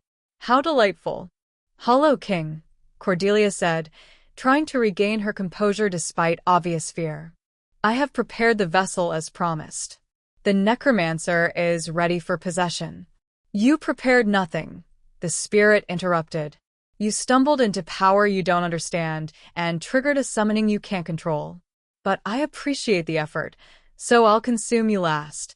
Before anyone could react, the Hollow King moved. Not physical movement, spatial displacement. One moment, he was across the room. The next, he was beside Cordelia, his skeletal hand thrust through her chest. She screamed as he pulled something from her. Not her heart, but something spiritual. The borrowed necromancy she'd collected over 30 years, the death magic she'd stolen from Hadrian's victims, all of it flowing into the Hollow King like water, finding lower ground. "Please," Cordelia gasped, her body aging rapidly as her stolen power drained away. "I can help you." "You've already helped," the Hollow King said pleasantly. "You've brought me the strongest necromancer in 3 generations, bonded to 4 Alpha Kings whose blood has activated the perfect summoning ritual. Once I possess her body and consume their power through the mate bond, I'll be unstoppable." He released Cordelia, letting her collapse to the floor as a withered husk of her former self. Then he turned his terrible attention to me. "Hello, Clara Lee. Your mother was wise to hide you. But hiding time is over. Now comes consumption." The spirits around me tried to intervene, but the Hollow King simply ate them, absorbed them into his being with casual ease that demonstrated exactly why he was feared. Hundreds of ghosts I'd summoned vanished into his darkness, like they'd never existed. The mate bond screamed with the brothers' terror and rage as they realized what was happening. They tried to reach me, but the Hollow King raised walls of solid shadow that even Alpha's strength couldn't penetrate. "Don't worry," he told them conversationally. "I'll consume you too, eventually. After I've taken the necromancer's body and grown strong enough to contain all of your power. Quadruplet Alpha Kings bonded to the Hollow King, I'll be a god by the time I'm finished." He reached for me with skeletal hands that promised possession and obliteration simultaneously. And I realized I had one chance, one desperate, probably suicidal gamble that might work if I was strong enough, and the mate bond was as powerful as it felt. "Kenneth, Raymond, Julian, Tobias," I called through our connection. "I need you to trust me. I need you to open the bond completely. Let me pull on your alpha power the same way you're connected to my necromancy. Make us one being instead of 5 separate ones." "That's dangerous," Raymond warned. "Merging consciousnesses through a mate bond has never been successfully." "Do it anyway," I screamed mentally as the Hollow King's hands closed around my throat. "Trust me." And they did. All 4 brothers opened their sides of the mate bond simultaneously, dropping every barrier between us. Their alpha power flooded into me, not borrowing, not accessing, but fully merging.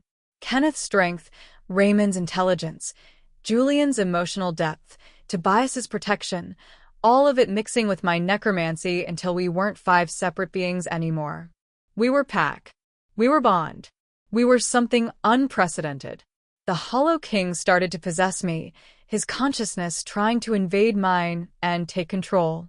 But instead of finding a single necromancer, he found 5 merged souls, 4 Alpha Kings, and a necromancer so intertwined that separating us would require destroying the mate bond itself.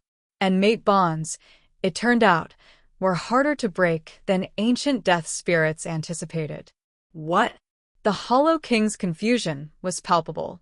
"You're merged." Completely. "This isn't possession. This is attempted consumption of a pack bond." "That's not possible." "I can't. You can't possess all 5 of us simultaneously," we said, speaking with combined voice. "You can try to consume us, but mate bonds are divine creation. The moon goddess herself wove these connections. You want to challenge her directly?" The Hollow King hesitated, and in that moment of uncertainty, we struck back. Using the merged power of 4 alphas and a necromancer, we grabbed his consciousness and dragged it deeper into the mate bond. Not possessing him. We didn't have that ability.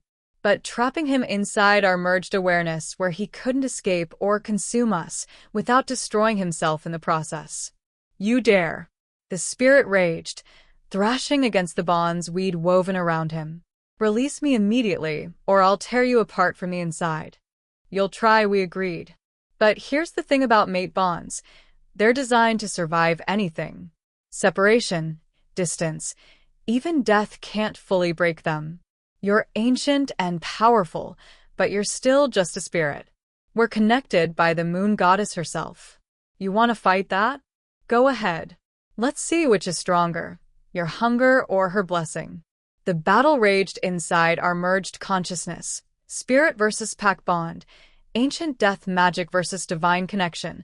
The Hollow King's millennial power against the combined strength of 4 Alpha Kings and a necromancer who'd finally stopped hiding what she was. It was agony. It was transcendent. It was probably going to kill us all or drive us insane or both. But we held. Because we were pack. Because we were bonded. Because 5 wolves fighting as one was stronger than any single entity, no matter how powerful. The Hollow King's resistance began to weaken, his consciousness fragmenting under the sustained pressure of the mate bond. He'd never tried to possess multiple beings simultaneously before, had never encountered a target so interconnected that attacking one meant attacking all. "You've won this round," he finally admitted, his voice fading. "But I'm not destroyed. Just trapped. And eventually, you'll have to sleep, lower your guard, separate even slightly. When you do, I'll be waiting. This isn't over, Necromancer. It's only just beginning." His presence receded, not gone but dormant.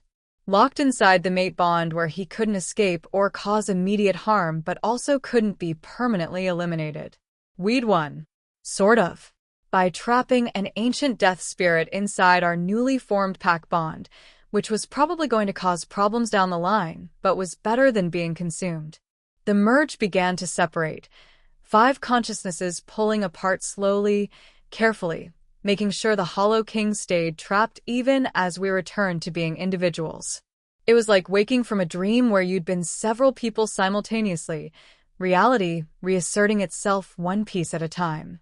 When I finally opened my eyes, my own eyes, singular consciousness, I found myself surrounded by the 4 brothers, all of us collapsed on the throne room floor, breathing hard and looking like we'd just survived a battle we had no right to win.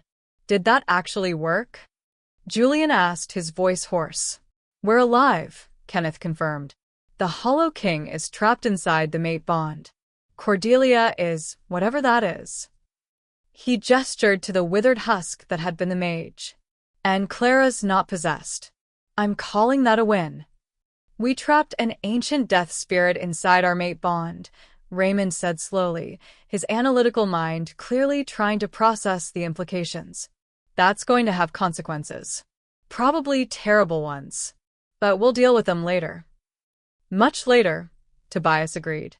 "After we've slept for approximately 3 days straight." I laughed, surprising myself with how genuine it sounded despite everything we'd just been through. "We still need to rescue Lydia. Cordelia said she's in the cells below. And we need to arrest 3 council members for conspiracy to commit regicide," Kenneth added, pulling himself to his feet despite obvious exhaustion. "And secure the palace. And deal with whatever political fallout comes from revealing that our court mage was secretly planning supernatural apocalypse." "So, light work then," Julian said with exhausted humor. We helped each other stand, the mate bond humming between us like music. It felt different now, deeper, more complex, with the Hollow King's presence adding a discordant note to otherwise harmonious connections. But we were alive. We were together. And we'd won. Sort of. The real consequences were going to come later. They trapped the Hollow King inside the mate bond. Most creative solution ever or a recipe for disaster? Comment below and subscribe because we still have to rescue Lydia, arrest corrupt council members, and figure out how to live with an ancient death spirit stuck in their bond. Rescuing Lydia turned out to be the easiest part of a very complicated night. We found her exactly where Cordelia had said, locked in a reinforced cell in the palace dungeons, terrified but unharmed.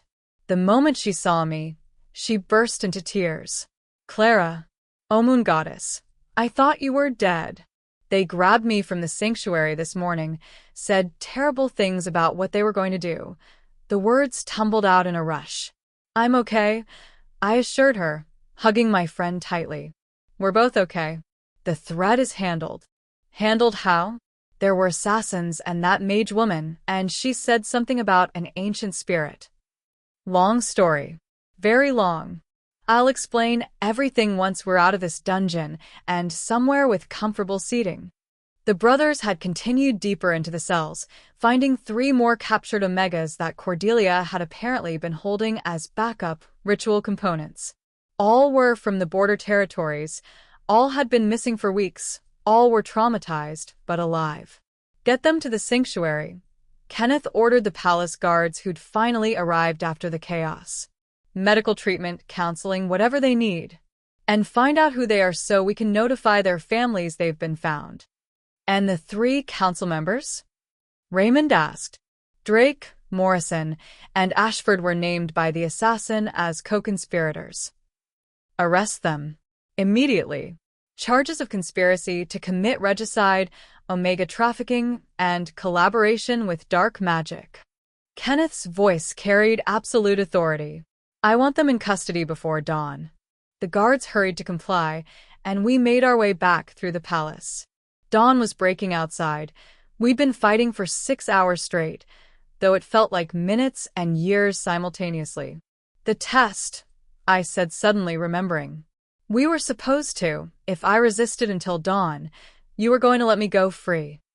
You didn't resist until dawn, Julian pointed out gently. You accepted the mate bond around 4 hours in, after the assassination attempt. Because an ancient death spirit was coming and I couldn't fight him alone. Still counts as acceptance, Tobias rumbled. You chose us. Circumstances might have been extreme, but the choice was real.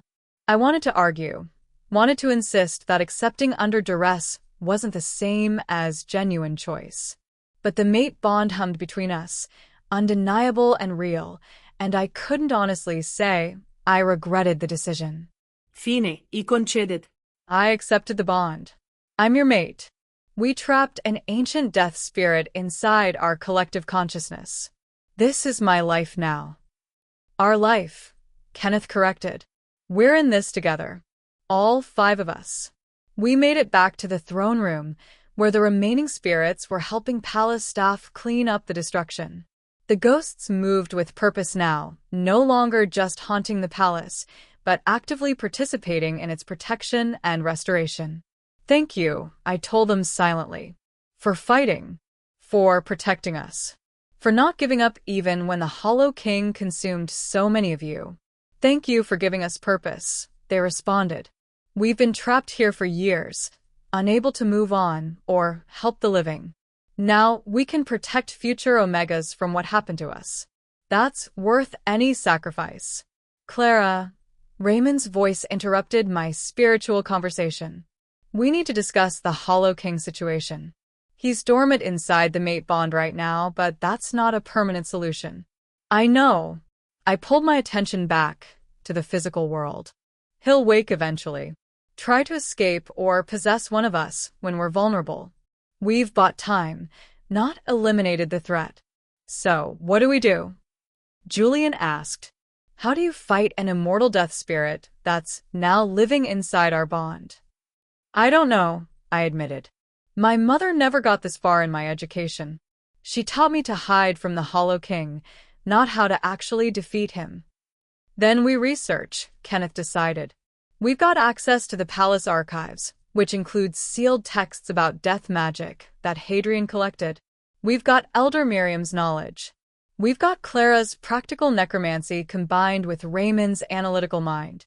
We'll figure out a permanent solution. And in the meantime? Tobias asked.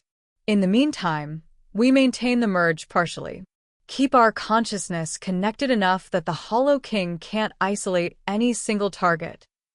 I could feel the spirit's dormant presence inside the bond, patient, waiting, not gone.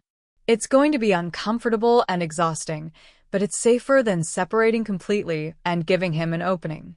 So we're stuck in each other's heads indefinitely, Raymond observed. That's going to make privacy interesting. It's going to make everything interesting, Julian corrected. How do you maintain individual identity when you're perpetually aware of 4 other people's thoughts and feelings? Carefully, I said. Very carefully. And with a lot of communication about boundaries and personal space. We spent the next several hours dealing with immediate crises. The 3 corrupt council members were arrested and charged. The assassination survivors were interrogated thoroughly, providing evidence of a conspiracy that ran deep into Northern Territory's politics. The captured Omegas were treated and relocated to safe sanctuaries. Cordelia's withered body was examined by healers who confirmed she'd had her stolen necromantic power forcibly extracted, leaving her alive but reduced to human normal lifespan and abilities. By mid-morning, we'd managed to secure the immediate situation enough that the brothers could convene an emergency council session. I attended as newly acknowledged Luna Queen, a title that still felt absurd but was apparently now official. The remaining council members stared at me with expressions ranging from respect to fear to barely concealed hostility. This council is hereby informed of the following, Kenneth announced formally. Last night, assassination attempt was made on all 4 Alpha Kings plus their newly bonded mate. The attack was orchestrated by 3 council members, Drake, Morrison, and Ashford, in collaboration with former court mage Cordelia. All 4 conspirators are in custody awaiting trial. Murmurs of shock rippled through the assembled alphas. Additionally, Raymond continued, investigation has revealed that the conspiracy was motivated by protection of illegal Omega trafficking operations. The 3 arrested council members have been profiting from the same networks that former Alpha King Hadrian established. Their attempt to assassinate us was designed to prevent further reforms that would eliminate their revenue sources. This is preposterous. One of the remaining council members, an elderly alpha named Grayson, surged to his feet. You can't seriously expect us to believe that 3 respected council members would commit treason over millions in lost trafficking profits. I interrupted, my necromantic power making my voice carry unusual weight. Yes, actually, we do expect you to believe that. Because we have signed confessions from assassins who were hired specifically for this purpose. Because we have financial records showing payment transfers from the 3 conspirators to known criminal organizations.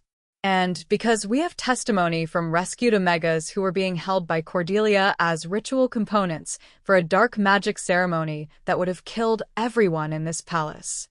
The council went silent. Luna Queen is correct, Tobias added, his massive presence reinforcing our united front.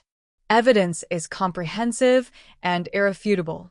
The 3 will face trial for treason, and their territories will be confiscated pending investigation into how many other council members were complicit in the trafficking networks. This council is now on notice, Kenneth finished.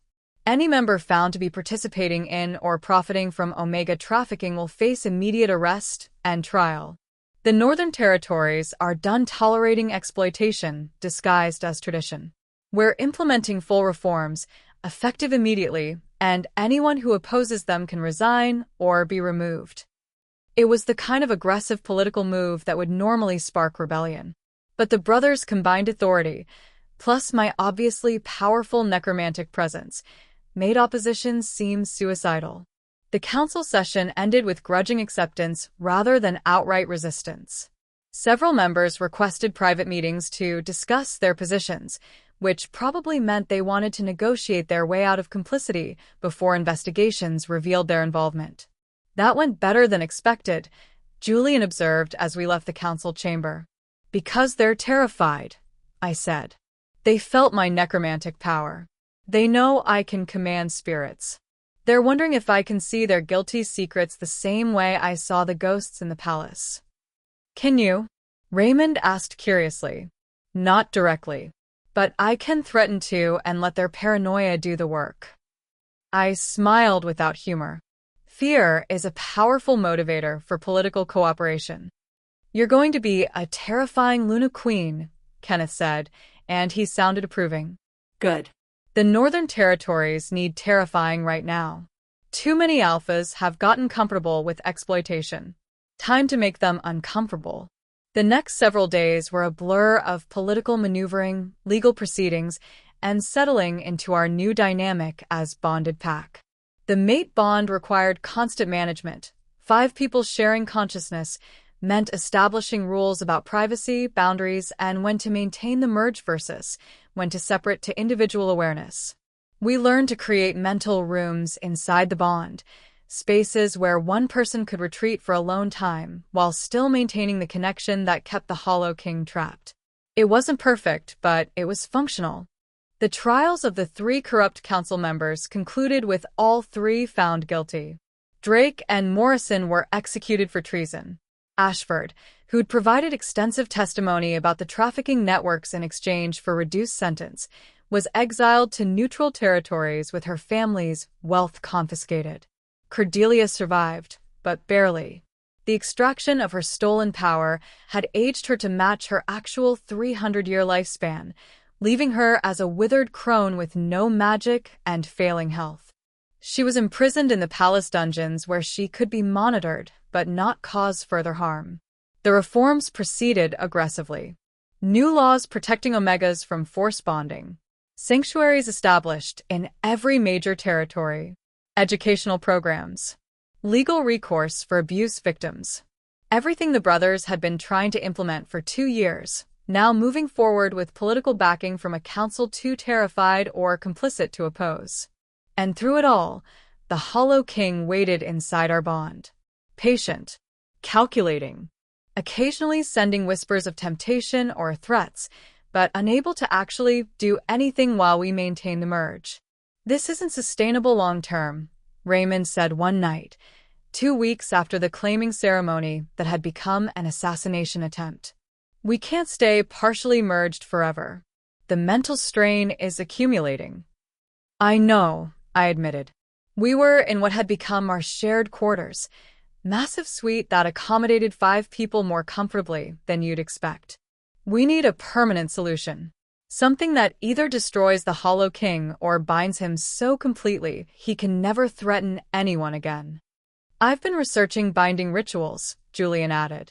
He'd become the primary scholar on this project, spending hours in the sealed archives studying forbidden death magic. There are theoretically ways to trap spirits permanently, but they all require either the spirit's voluntary cooperation or complete consumption of the spirit by something more powerful. The Hollow King isn't going to cooperate, Kenneth said flatly, which means we need to find something more powerful than an immortal death spirit. Or something equally powerful that can counterbalance him, I suggested. The moon goddess created the mate bond. Maybe she can help us use it to permanently contain what we've trapped inside it. That would require contacting the moon goddess directly, Tobias pointed out. Which isn't exactly easy. No, but it's possible, I said. Necromancers have always had stronger connection to divine forces than normal wolves. Death is sacred territory. The moon goddess pays attention to those who can navigate it. If I perform the right ritual, at the right time, in the right place, I might be able to petition her directly for help. Might being the operative word, Raymond observed. It's better than definitely not, which is what we've got otherwise. The brothers exchanged looks through the mate bond, that instant communication that had become natural over the past weeks. We trust you, Kenneth sent. Whatever you think we need to do, we'll support it. Even if it's dangerous and might not work? I asked. Especially then, Julian confirmed. That's what pack means. 2 weeks later, and the Hollow King is still trapped inside the mate bond. Clara's plan to petition the moon goddess directly is either brilliant or going to get them all killed. Drop your predictions and subscribe because the final confrontation is coming, and it's going to be epic. The ritual required 3 things: sacred ground, the full moon, and complete vulnerability from everyone involved. We chose Morning Cliff, the highest point in the Northern Territories, where legend said the first werewolves had received the moon goddess's blessing. It was neutral ground, unspoiled by pack politics or territorial disputes, perfect for divine petition. The full moon was scheduled for tonight, which meant we had approximately 6 hours to prepare and then perform a ritual that might solve our Hollow King problem or get us all killed. This is insane, Raymond said for the 3rd time, reviewing the ritual components I'd assembled. You're essentially asking the moon goddess to directly intervene in a situation that we created by trapping a death spirit inside our mate bond. What if she's angry that we've corrupted her divine creation? Then she'll tell us that, and we'll deal with the consequences, I said, arranging the ceremonial items in the prescribed pattern. But doing nothing isn't an option. The Hollow King grows stronger every day. We keep him contained. Eventually, he'll break free or drive us insane trying to hold him. This is our best chance at a permanent solution. I still don't understand the complete vulnerability requirement, Tobias said, examining the ritual instructions with obvious skepticism. What does that even mean? It means we open the mate bond fully during the petition, I explained. Not the partial merge we've been maintaining, complete merge, where all 5 of us become one consciousness temporarily. The moon goddess needs to see us as we truly are, no barriers, no protection, no hiding. Only then can she judge whether we're worthy of her help. And if we're not worthy? Julian asked quietly. Then she'll probably destroy us for corrupting her sacred mate bond with an ancient death spirit, I admitted. So, try to think pure thoughts during the ritual. That's not reassuring, Kenneth said, but he was smiling despite the situation. When do we start? Moonrise, which is, I checked the sky, in about 20 minutes. Everyone ready. The brothers positioned themselves around me at the cardinal points, exactly as we'd stood during the claiming ceremony that seemed like years ago despite being only 2 weeks. The mate bond hummed between us, stronger now than ever. The Hollow King's presence, a dark current running through otherwise harmonious connections. Are you ready for this? I asked through the bond. No, Raymond sent back honestly. But we're doing it anyway. That seems to be our approach to everything lately, Julian observed. Fight first, plan later. Tobias agreed. Less commentary, more ritual preparation, Kenneth directed, his alpha authority keeping us focused. The moon rose over Morning Cliff, full and perfect, and impossibly bright. The moment its light touched the sacred ground, I felt the shift, divine attention focusing on this place, this moment, these 5 wolves who had the audacity to petition the moon goddess directly. I began the chant, speaking the ancient words that Elder Miriam had taught me. The language was older than modern werewolf dialects, preserved in necromantic traditions that stretched back millennia. The mate bond opened wider with each phrase, the brothers dropping barriers and allowing complete merge. Our 5 consciousness began to blur together. Kenneth's strength, Raymond's intelligence, Julian's empathy, Tobias's protection, my necromancy, all mixing until individual identity became collective awareness. And with that merge came vulnerability. The Hollow King surged forward, seeing opportunity in our expanded consciousness, trying to break free while our defenses were deliberately lowered. But we held, because we were pack. Because the moon goddess's light was shining directly on us now. Divine presence was so intense it burned away everything false or corrupted. My children, her voice echoed through our merged consciousness, ancient and warm and absolutely terrifying. You petition me for help with a predicament of your own making. Speak. Justify your request. We answered with one voice, 5 beings speaking as one. Moon Goddess, we trapped the Hollow King inside our mate bond to prevent him from consuming Clara and using her body to manifest physically. We acknowledge this was desperate, possibly foolish, and has corrupted the sacred connection you created between us. But we did it to protect each other and prevent an ancient evil from destroying the northern territories. We ask for your help in either destroying the spirit or binding him permanently, so he can never threaten anyone again. You asked me to fix what you broke, she observed. To intervene in consequences of your own choices. Why should I? Because the alternative is letting the Hollow King eventually escape and destroy everything you've created. Because we're trying to be better than our predecessors, and sometimes that means making mistakes while learning. Because we paused searching for the truth beneath all the practical reasons. Because we love each other. This mate bond you created isn't just strategic alliance or supernatural connection. It's real. We're choosing each other every day, even when it's difficult, even when ancient death spirits are involved. That has to mean something. The moon goddess's presence intensified, examining our merged consciousness with divine attention that saw everything, every secret, every fear, every moment of doubt or courage or desperate love. The Hollow King cannot be destroyed, she said finally. He is consequence of death itself, inevitable as the grave. But he can be bound, Contained. transformed into something less parasitic and more purposeful. Hope flared through our merged consciousness. How? The mate bond that contains him must be willingly offered as permanent prison. Not trap he's caught in, but willing sacrifice you make to keep others safe. You five must choose to bind yourselves together permanently. No separation, no independence, no individual existence apart from the collective, so that he remains contained forever. Horror followed the hope. You mean we'd have to stay merged? Like this? For the rest of our lives. For the rest of your very long lives, she confirmed. A necromancer bonded to 4 Alpha Kings' levs for centuries. You would spend all of that time as single consciousness, 5 minds permanently intertwined, individual identity sacrificed to collective purpose. Through the merge, I felt the brothers' reactions, Kenneth's immediate willingness to sacrifice anything to protect us, Raymond's analytical horror at losing individual thought, Julian's empathic understanding of what we'd all be giving up, Tobias's resigned acceptance that some fights required total commitment. And beneath all of that, the Hollow King's mocking laughter. They won't do it, he whispered. Wolves are too proud, too independent, too attached to their individual selves. They'll never accept permanent merge. And when they refuse, I'll be free. What if there's another option? We asked desperately.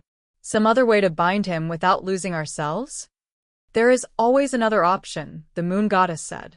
But the alternatives require different sacrifices. You could separate completely, let the Hollow King free, and spend the rest of your existence fighting him whenever he manifests. You could kill Clara, destroying the necromancer he wants to possess, and therefore eliminating his primary target. You could dissolve the mate bond entirely, severing your connections and returning to being 5 separate wolves with no supernatural attachment. Each option was terrible in different ways. Constant battle versus death, versus losing the bond we'd fought so hard to accept. Or, she continued, you could make the permanent merge, but on one condition. What condition? You must prove you're capable of functioning as true unit. Not 5 individuals cooperating, but single consciousness that contains 5 perspectives. Show me this is a sacrifice you can actually sustain, not just accept in a moment of desperation. How do we prove that? I will give you a trial. 3 challenges that require complete unity to overcome. Succeed, and I'll help you transform the mate bond into permanent prison that contains the Hollow King without consuming your individual identities entirely. Fail, and you face my original options: eternal battle, death, or dissolution. The merge pulsed as we considered this. 3 challenges versus 3 terrible alternatives. At least the trial gave us a chance. We accept, we said together. What are the challenges? First, face your greatest individual fear while maintaining the merge. Second, sacrifice something precious to each of you, without resentment. Third, choose love over survival when the Hollow King offers you escape. That's cryptic and ominous, Raymond's portion of our consciousness observed. Trials usually are, the moon goddess replied with what might have been divine amusement. Prove yourselves worthy, and I'll help. Fail, and you'll wish the Hollow King had simply consumed you at the beginning. Her presence withdrew slightly, giving us space to actually attempt the challenges. Well, Julian's consciousness said into our merged awareness, at least she's not killing us immediately. That's progress. Yet, Tobias added darkly. The first challenge manifested without warning. Suddenly we weren't just standing on Morning Cliff anymore. We were in 5 places simultaneously, each location representing one person's deepest fear. Kenneth stood in the throne room where he'd killed his father, but this time Hadrian was alive and winning their fight, about to kill his sons and restore the torture empire. Raymond was in a laboratory that was his own mind, watching helplessly as his intelligence dissolved, calculations becoming gibberish, strategic thinking reduced to random noise. Julian was drowning in an ocean of others' emotions, every pain, every fear, every trauma of every wolf he'd ever touched, crushing him under weight of accumulated suffering. Tobias was frozen while something he loved was destroyed, unable to protect, unable to fight, forced to watch powerless as his carefully built world burned. And I was back in the clinic closet at 18, watching my mother die again. But this time when she died, she looked at me with disappointment and said, "You failed to hide. You failed me. You failed yourself." The fears were visceral, targeted, designed to shatter us individually so we'd break the merge to escape the psychological torture. But we weren't individual anymore. We were merged. Kenneth's fear touched Raymond's consciousness, which analyzed it as trauma response rather than current reality. Raymond's fear was soothed by Julian's empathic assurance that intelligence was an identity. Julian's drowning was counterbalanced by Tobias's solid strength, providing an anchor against the emotional storm. Tobias's paralysis was broken by my necromantic connection to death itself, reminding him that destruction was transition, not ending. And my mother's disappointed ghost was revealed as an illusion when Kenneth's steady certainty reminded me that I hadn't failed. I'd survived, grown, become powerful enough to save others. The fears dissolved.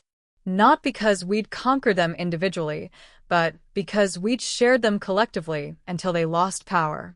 "First challenge complete," the moon goddess said. "You understand that merged consciousness distributes burden instead of multiplying it." Good.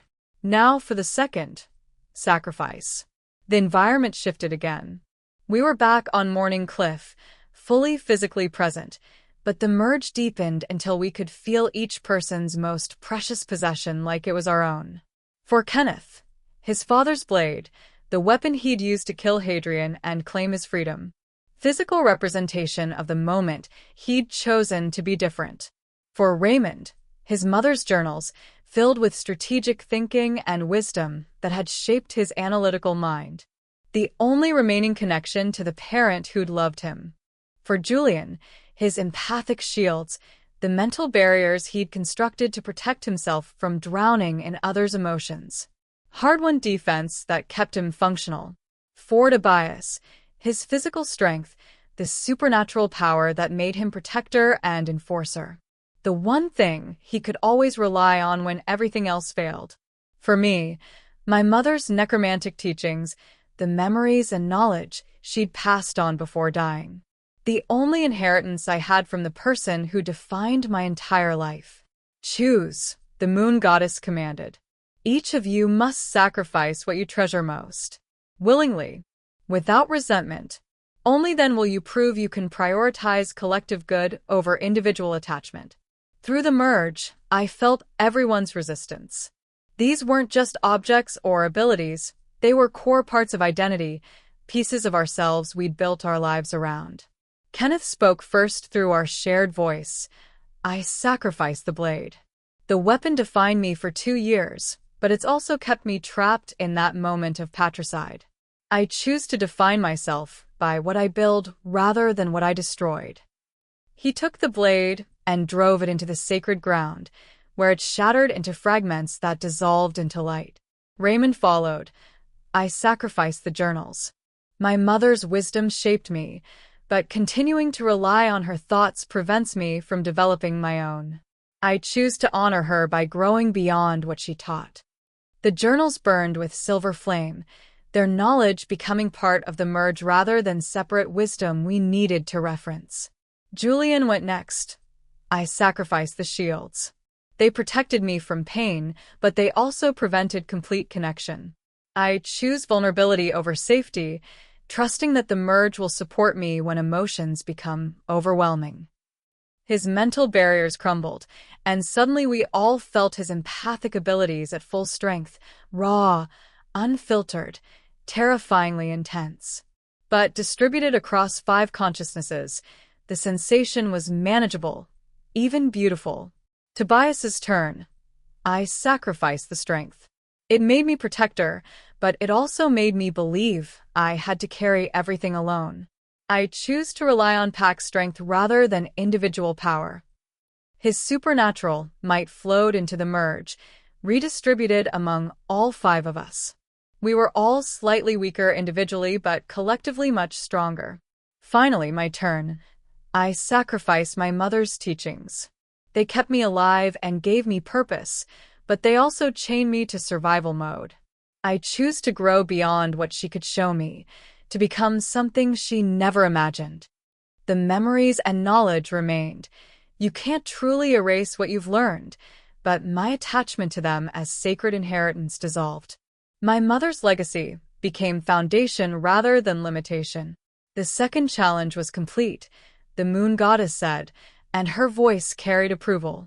You've proven you can prioritize unity over individual preservation. Now for the final test, the Hollow King's offer. The Death Spirit's presence surged within our merge, no longer dormant but fully conscious and manipulative. You've done well, he said, his voice seductive despite its ancient cold. Passed the moon goddess's trials, proven your worthiness. But here's what she didn't tell you. Permanent merge means losing everything that makes you individuals. Your distinct personalities, your separate dreams, your ability to make independent choices. You'll be an efficient prison for me, but you'll also be barely different from death yourselves. He's trying to manipulate us. Kenneth's consciousness identified immediately. Obviously, Raymond agreed. But that doesn't mean he's lying. I can feel it, Julian added, his empathic abilities now shared across the merge, letting all of us sense the truth. Permanent merge will change us fundamentally. We won't be 5 people anymore. We'll be something new. Something less, the Hollow King whispered. But I can offer alternative. I've been observing you through the bond, learning your patterns, understanding your connections. I can teach you how to bind me without full merge, how to trap me in only one person, Clara, obviously, since she's the necromancer. The rest of you could go free, return to individual existence, only visiting the merge when absolutely necessary. And the catch? I asked because there was always a catch with death spirits. Clara spends eternity as my prison, alone in her consciousness, while the rest of you live freely. She loses her independence to protect yours. But it's better than all 5 of you losing your identities, isn't it? 1 sacrifice instead of 5. Through the merge, I felt the brothers' reactions, immediate rejection of any plan that harmed me. But I also felt their secret, shameful relief at the possibility of not having to give up individual identity. The Hollow King had chosen his manipulation perfectly. Think about it, he continued. Kenneth could lead the Northern Territories as true Alpha King, not partial consciousness distributed across a pack. Raymond could develop strategic thinking without interference from 4 other perspectives. Julian could control his empathic abilities with shields rather than relying on merge support. Tobias could protect through his own strength rather than collective power. And Clara would be a martyr, I finished, trading my freedom for theirs. Very poetic. Very tragic. Very fucking tempting if I'm being honest. Clara, no, Kenneth started. I'm not saying I'll do it, I interrupted. Just acknowledging that he's offering exactly what would appeal most to each of you. A way to save me that doesn't require sacrificing yourselves. It's perfect manipulation because it's what part of you actually wants. Silence in the merge as everyone processed that truth. The third challenge, Raymond said slowly, is to choose love over survival. Survival would be accepting the Hollow King's offer. 1 sacrifice instead of 5, logical and efficient. Love would be refusing it, staying merged permanently, proving that we value unity more than individual existence. Even though permanent merge terrifies all of us, Julian added. Even though Tobias confirmed. So what do we choose? I asked through our shared consciousness. Logical sacrifice or terrifying love? The answer came from all 5 of us simultaneously, one voice expressing merged certainty. We choose love. We stay together. We accept. We opened our eyes. One consciousness looking through 5 sets of eyes simultaneously. Stretched our limbs, single awareness moving 5 bodies in perfect coordination. Spoke aloud with 5 voices that harmonized into unified speech. We are pack. We are one. We are ready. The Hollow King's voice, now fully integrated rather than foreign, and I am your reminder that power unchecked leads to death. Use me wisely. We would. We had no other choice. They did it. Permanent merge achived. Hollow King bound. The moon goddess approved. This is either the most romantic ending ever or the weirdest, and I'm here for both. Comment your reaction and subscribe because the epilogue shows what happens when 5 people become one being leading the Northern Territories. 6 months after the trials on Morning Cliff, the Northern Territories were unrecognizable. The reforms had proceeded faster than anyone expected, primarily because arguing with 5 Alpha Kings operating as single consciousness was essentially impossible. Every objection was answered from 5 different strategic angles simultaneously. Every political maneuver was countered before it could form. Every attempt at corruption was detected by merged awareness that saw patterns no individual could catch. We were, frankly, terrifying to our enemies and deeply reassuring to those we protected. The Omega Sanctuary reports are in, we said during the morning council session, our 5 voices speaking as one despite physical separation. Kenneth stood at the head of the council table while the rest of us worked elsewhere in the palace, but we were present in all 5 places simultaneously, the permanent merge making distance irrelevant. 17 new sanctuaries were established across the territories. 0 reported incidents of forced bonding in the last 3 months. Omega education programs have enrolled over 2,000 students, and the trafficking networks we inherited from our father have been dismantled completely. The council members nodded approval. Those who remained after the purge of corrupt alphas had learned not to oppose our reforms. Additional business? We asked. The Western Territories have requested alliance, Elder Grayson reported. They've heard about our successes and want to implement similar reforms in their region. Approve it. Send a diplomatic delegation. Offer technical support for sanctuary construction. The decision was instant, 5 minds analyzing and agreeing simultaneously. The Eastern Territories are concerned about rumors of divine possession, another council member said carefully. They're asking whether the Luna Queen is actually possessed by the ancient death spirit that attacked 6 months ago. We smiled with all 5 bodies despite being in different locations. Tell them the truth. The Hollow King is bound within our permanent pack merge. He's not possessing anyone. He's serving as a reminder that death comes for everyone, even immortal spirits. If they're concerned about a threat, they should remember that we're the ones who successfully trapped something that's been consuming necromancers for millennia. That's not exactly reassuring, my alpha. It's not meant to be reassuring. It's meant to be honest. We paused, Kenneth's body at the council table, while the rest of us continued our separate work. Our power is unprecedented. 5 Alpha Kings merged with a necromancer who can command death itself, containing an ancient spirit that most wolves thought was myth. That should concern people. The question is whether we use that power to protect or dominate. The last 6 months have demonstrated our intentions clearly. They have, Elder Grayson agreed. Which is why most territories are requesting alliance rather than preparing for war.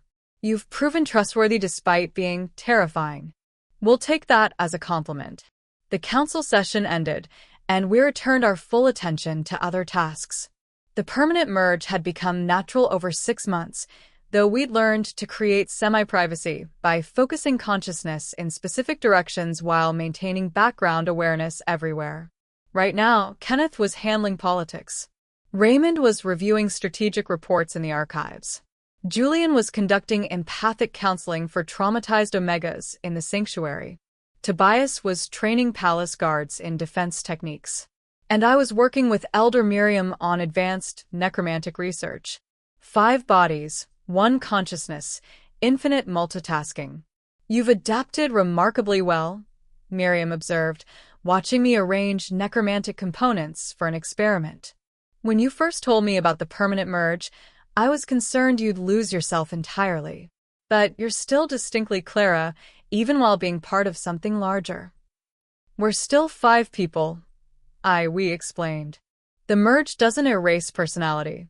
It just adds context.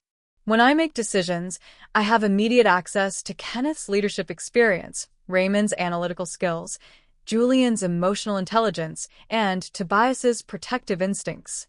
But I'm still the one deciding from my perspective, shaped by my history. And the Hollow King? How does he factor into the collective consciousness? He's the wisdom of death itself, honestly. Uncomfortable, unwelcome, but valuable. I pulled my consciousness fully into my body for this conversation. Miriam deserved focused attention. He reminds us that power is temporary, that dominance leads to downfall, that everything ends eventually. It keeps us humble in ways we might not be otherwise. And he's actually become useful. The Hollow King's voice added through our merge, his tone amused rather than malicious. Teaching these young wolves about death magic they never learned. Providing historical context about past necromancers. I'm almost content. Trapped, certainly, but productively employed. You're teaching him death magic? Miriam looked concerned. Is that wise? We don't have much choice. He's a permanent part of our consciousness now. Might as well use his expertise productively rather than just suppressing him. I returned to my experiment. Besides, he knows if he tries anything malicious, for Alpha Kings will collectively punch him in the face. It's mutually beneficial cooperation. I prefer to call it enlightened self-interest, the Hollow King corrected. Whatever makes you feel better about being our eternally trapped advisor, I said aloud. Miriam laughed. You've created something unprecedented. The moon goddess must be pleased. Or horrified. Possibly both. I activated the necromantic working, watching silver light respond to my command. We're still figuring out the implications ourselves. 6 months isn't enough time to understand what we've become. You'll have centuries to explore it. Necromancers bonded to Alpha Kings with permanent merge. You're functionally immortal, you know. Barring catastrophic violence, you could live for 500 years or more. The reality of that still felt surreal. 500 years of being one being across 5 bodies, forever containing an ancient death spirit, eternally merged with 4 wolves we'd met during an illegal auction. Could be worse, Kenneth's consciousness observed through the bond. Could be significantly better too, Raymond added. But mostly it's just us, Julian finished. And that's enough. More than enough, Tobias confirmed. Yeah, I agreed aloud. It's enough.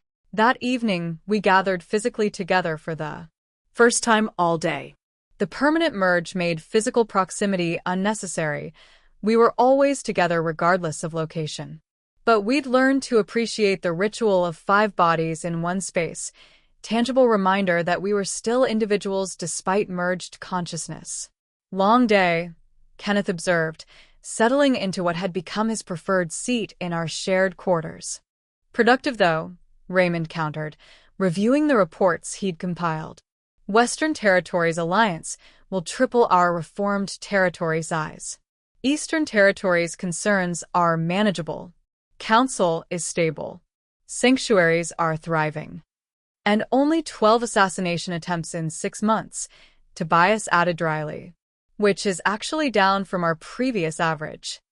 We should celebrate our reduced attempted murder rate with dinner, Julian suggested. Something unnecessarily fancy that takes 3 hours to eat. Or we could order from that restaurant you like and eat in comfortable clothing, I countered. Revolutionary concept. Luna Queens wearing pajamas. Scandalous, Kenneth deadpanned. The council would be horrified. Good. They need to be horrified occasionally. Keeps them from getting too comfortable with our authority. We ordered dinner, changed into comfortable clothes, and spent the evening doing absolutely nothing important. Just 5 people who happen to share one consciousness, enjoying each other's physical company without any urgent crises requiring merged coordination. I have a question, Julian said during dessert.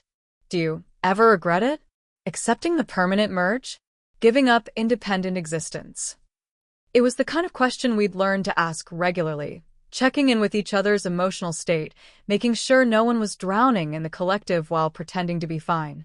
Sometimes, I admitted honestly, usually when I'm doing something personal and suddenly have 4 other perspectives commenting on my choices.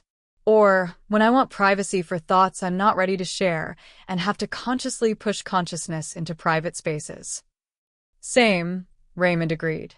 The merge is efficient and powerful, but it's also exhausting. Being constantly aware of 4 other people's existence is cognitive load that never decreases. But the alternative would be worse, Kenneth added. Separate existence meant potential for the Hollow King to escape. Meant losing the strategic advantages of merged consciousness. Meant returning to being 5 isolated wolves instead of coordinated pack. And it would mean losing this, Tobias said quietly, gesturing to our gathered circle. Whatever we've become, we're together. That matters more than the cost. He's right, the Hollow King observed. For what it's worth, and I realize my opinion is suspect, you've achieved something remarkable. Most wolves pursuing this level of power would have destroyed each other through competition. You've actually become stronger through cooperation. Did the ancient death spirit just give us a compliment? Julian asked. I'm as surprised as you are, the Hollow King admitted. Apparently centuries of consuming necromancers didn't prepare me for ones who voluntarily trapped me in functional, healthy relationships. It's novel. We're an educational experience for eternal death spirit, I summarized. That's definitely going on our list of accomplishments. Later, after the others had gone to sleep, 5 bodies resting while consciousness remained partially active in meditation, I found myself on the palace balcony, looking out over the northern territories we now protected. The permanent merge meant I was never truly alone. Kenneth, Raymond, Julian, and Tobias were always present in background awareness, available if needed but giving me space to process individual thoughts. We did it, I said aloud to the night sky. We survived the auction, the assassination attempt, the Hollow King, the Moon Goddess's trials. We've reformed the territories, protected countless Omegas, and become something unprecedented. And you're still processing whether it was worth it, Kenneth's consciousness observed gently, his attention focusing from sleep into active conversation. Is it wrong to question whether the cost was justified? I asked. It would be wrong not to question it, Raymond's awareness joined. Critical thinking requires examining our choices even after they're irreversible. Especially after they're irreversible, Julian added, his empathic abilities sensing my emotional complexity. You're allowed to feel conflicted about sacrificing individual identity even while appreciating collective strength. It's what makes us different from the Hollow King, Tobias's consciousness contributed. We question our power. He never did. That distinction matters. I love you, I said through the bond, meaning all 4 of them simultaneously. Despite the complications and the merge and the ancient death spirit. Because of those things, maybe. You're my pack. And you're ours, they responded together. Forever, apparently, since we're functionally immortal now. Literally forever, the Hollow King added with what might have been amusement. I'm not going anywhere, which means you're stuck with each other for centuries. Hope you really meant those declarations of love. We did. I confirmed. And we do. And we will. Good, the Hollow King said. Because the Moon Goddess wasn't exaggerating about challenges ahead. Something is coming. I can feel it in the boundaries between life and death. Something that makes me look friendly by comparison. Then we'll face it together, I said firmly. 5 Alpha Kings merged with a necromancer, containing an ancient death spirit, blessed by the Moon Goddess herself. Whatever comes next, we're ready. Are you though? The Hollow King challenged. We'd better be, Kenneth's consciousness responded. Because we've spent 6 months building reformed territories, establishing new power structures, and creating something worth protecting. We're not letting any threat, ancient, divine, or otherwise, destroy what we've achieved. We'll fight, Raymond confirmed. We'll protect, Julian added. We'll survive, Tobias finished. We'll win, I concluded. Because that's what Pact does. The northern territories spread below us, peaceful and protected. Omegas sleeping safely in sanctuaries. Territories governed by justice rather than exploitation. A system that valued capability over rank, cooperation over domination. We'd built something real from the ashes of Hadrian's empire. Something worth defending. And whatever came next, ancient threats or divine trials or supernatural disasters, we'd face it together. 5 bodies, 1 consciousness, permanent merge, eternal bond. We were packed. We were one. We were ready. 3 years after the mate bond completion, the Northern Territories had become a model other regions studied and attempted to replicate. Omega sanctuaries existed in every major city. Educational programs had graduated thousands. The trafficking networks that once defined the region were a distant memory. And we, Kenneth, Raymond, Julian, Tobias, Clara, and our permanently bound companion, the Hollow King, had become legend. The Eastern Alphas are calling you gods, Lydia reported during one of her regular visits. She'd become liaison between the sanctuaries and palace, thriving in the role. They say no normal wolves could achieve what you've done. We're not gods, we corrected gently.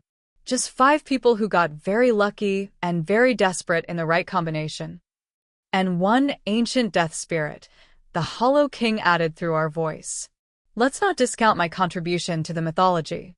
Lydia laughed. She'd gotten used to our collective speech patterns, the way we sometimes spoke as 5 individuals and sometimes as single being. Point is, you've changed the supernatural world. Other regions are demanding reforms. Omegas are fleeing abusive territories knowing they'll find protection here. You've started a revolution. Accidentally, Raymond's consciousness noted. We were just trying to survive and maybe fix a few problems. You fixed a 1,000-year-old system, Lydia countered. That's not a few problems. That's fundamental societal transformation. She was right, though we'd never planned it that way. 1 desperate auction purchase had led to mate bond, which led to assassination attempt, which led to Hollow King, which led to moon goddess trials, which led to permanent merge, which led to everything else. What comes next? Lydia asked. You've reformed the North, started influencing the East and West. Eventually you'll run out of territories to fix. Then we'll work on maintaining what we've built, we said. Making sure future generations understand why these reforms matter. Teaching young wolves that power is responsibility, not license for exploitation. Boring but necessary, the Hollow King observed. Though I'm hoping for at least 1 exciting crisis per decade. Being eternally bound is much more tolerable when there's occasional drama to observe. Your concern is noted and ignored, I told him firmly. That night, we stood together on Morning Cliff, the place where everything had changed 3 years ago. 5 bodies, 1 consciousness, watching the moon rise over territories we protected. Do you ever imagine what our lives would have been like if things had gone differently? Julian asked aloud. If you'd resisted until dawn at the claiming ceremony? If we'd let you go free? Sometimes, I admitted. In those imaginations, I'm alone and surviving, but never really living. Always hiding, always running, never trusting anyone enough to let them matter. We'd have been incomplete, Kenneth added. 5 wolves looking for a connection we didn't know we needed. The mate bond would have haunted us, Raymond observed. Rejected, but never truly severed. We'd have spent our lives feeling phantom, pulled towards someone we let go. It would have been terrible, Tobias concluded simply. This is better. Complicated and exhausting and sometimes overwhelming, but better. I agree. The Hollow King contributed unexpectedly. Being eternally bound is preferable to eternally consuming. At least this way, I'm learning something beyond pure predation. You're going soft on us, I teased. Don't tell anyone, he responded. I have a reputation as a terrifying death spirit to maintain. We stood in comfortable silence, 5 bodies and 1 merged consciousness, watching the night sky and feeling the weight of everything we'd become. I love you, we said together, not individual declarations but collective acknowledgement. All of us. This pack, this bond, this impossible life we're building. Forever, Kenneth confirmed. Literally forever, Raymond added, since we're functionally immortal. With ancient death spirit commentary, Julian noted. And occasional divine intervention, Tobias finished. It's perfect, I concluded. Weird and complicated and not what any of us expected, but perfect.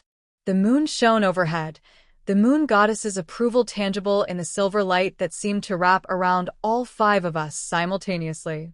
We'd survived the impossible, built something lasting, become something unprecedented. And whatever challenges came next, we'd face them together, as we always had, as we always would. 5 bodies, 1 consciousness, eternal bond, forever pack. And that's the story. Clara went from auction victim to Luna, queen of 5 merged alpha kings with an ancient death spirit stuck in their mate bond. They reformed an entire supernatural society, trapped an immortal predator, passed divine trials, and became functionally immortal. What was your favorite moment? The auction? The assassination? The Hollow King battle? The Moon Goddess trials? The permanent merge? Drop your favorites in the comments. If you love the story of Necromancer Omega meeting 4 Alpha Kings and creating something unprecedented, smash that like button, leave a comment about which brother was your favorite, or if your team, all 4 simultaneously, and subscribe for more supernatural romance with actual plot, character development, and consequences. Thanks for joining Clara's journey from powerless to most powerful being in the Northern Territories. Remember, sometimes the best revenge is becoming so strong your enemies regret ever threatening you. See you in the next story, where we'll probably have more Alpha Kings, more supernatural drama, and definitely more complicated mate bonds, because apparently that's what we do here.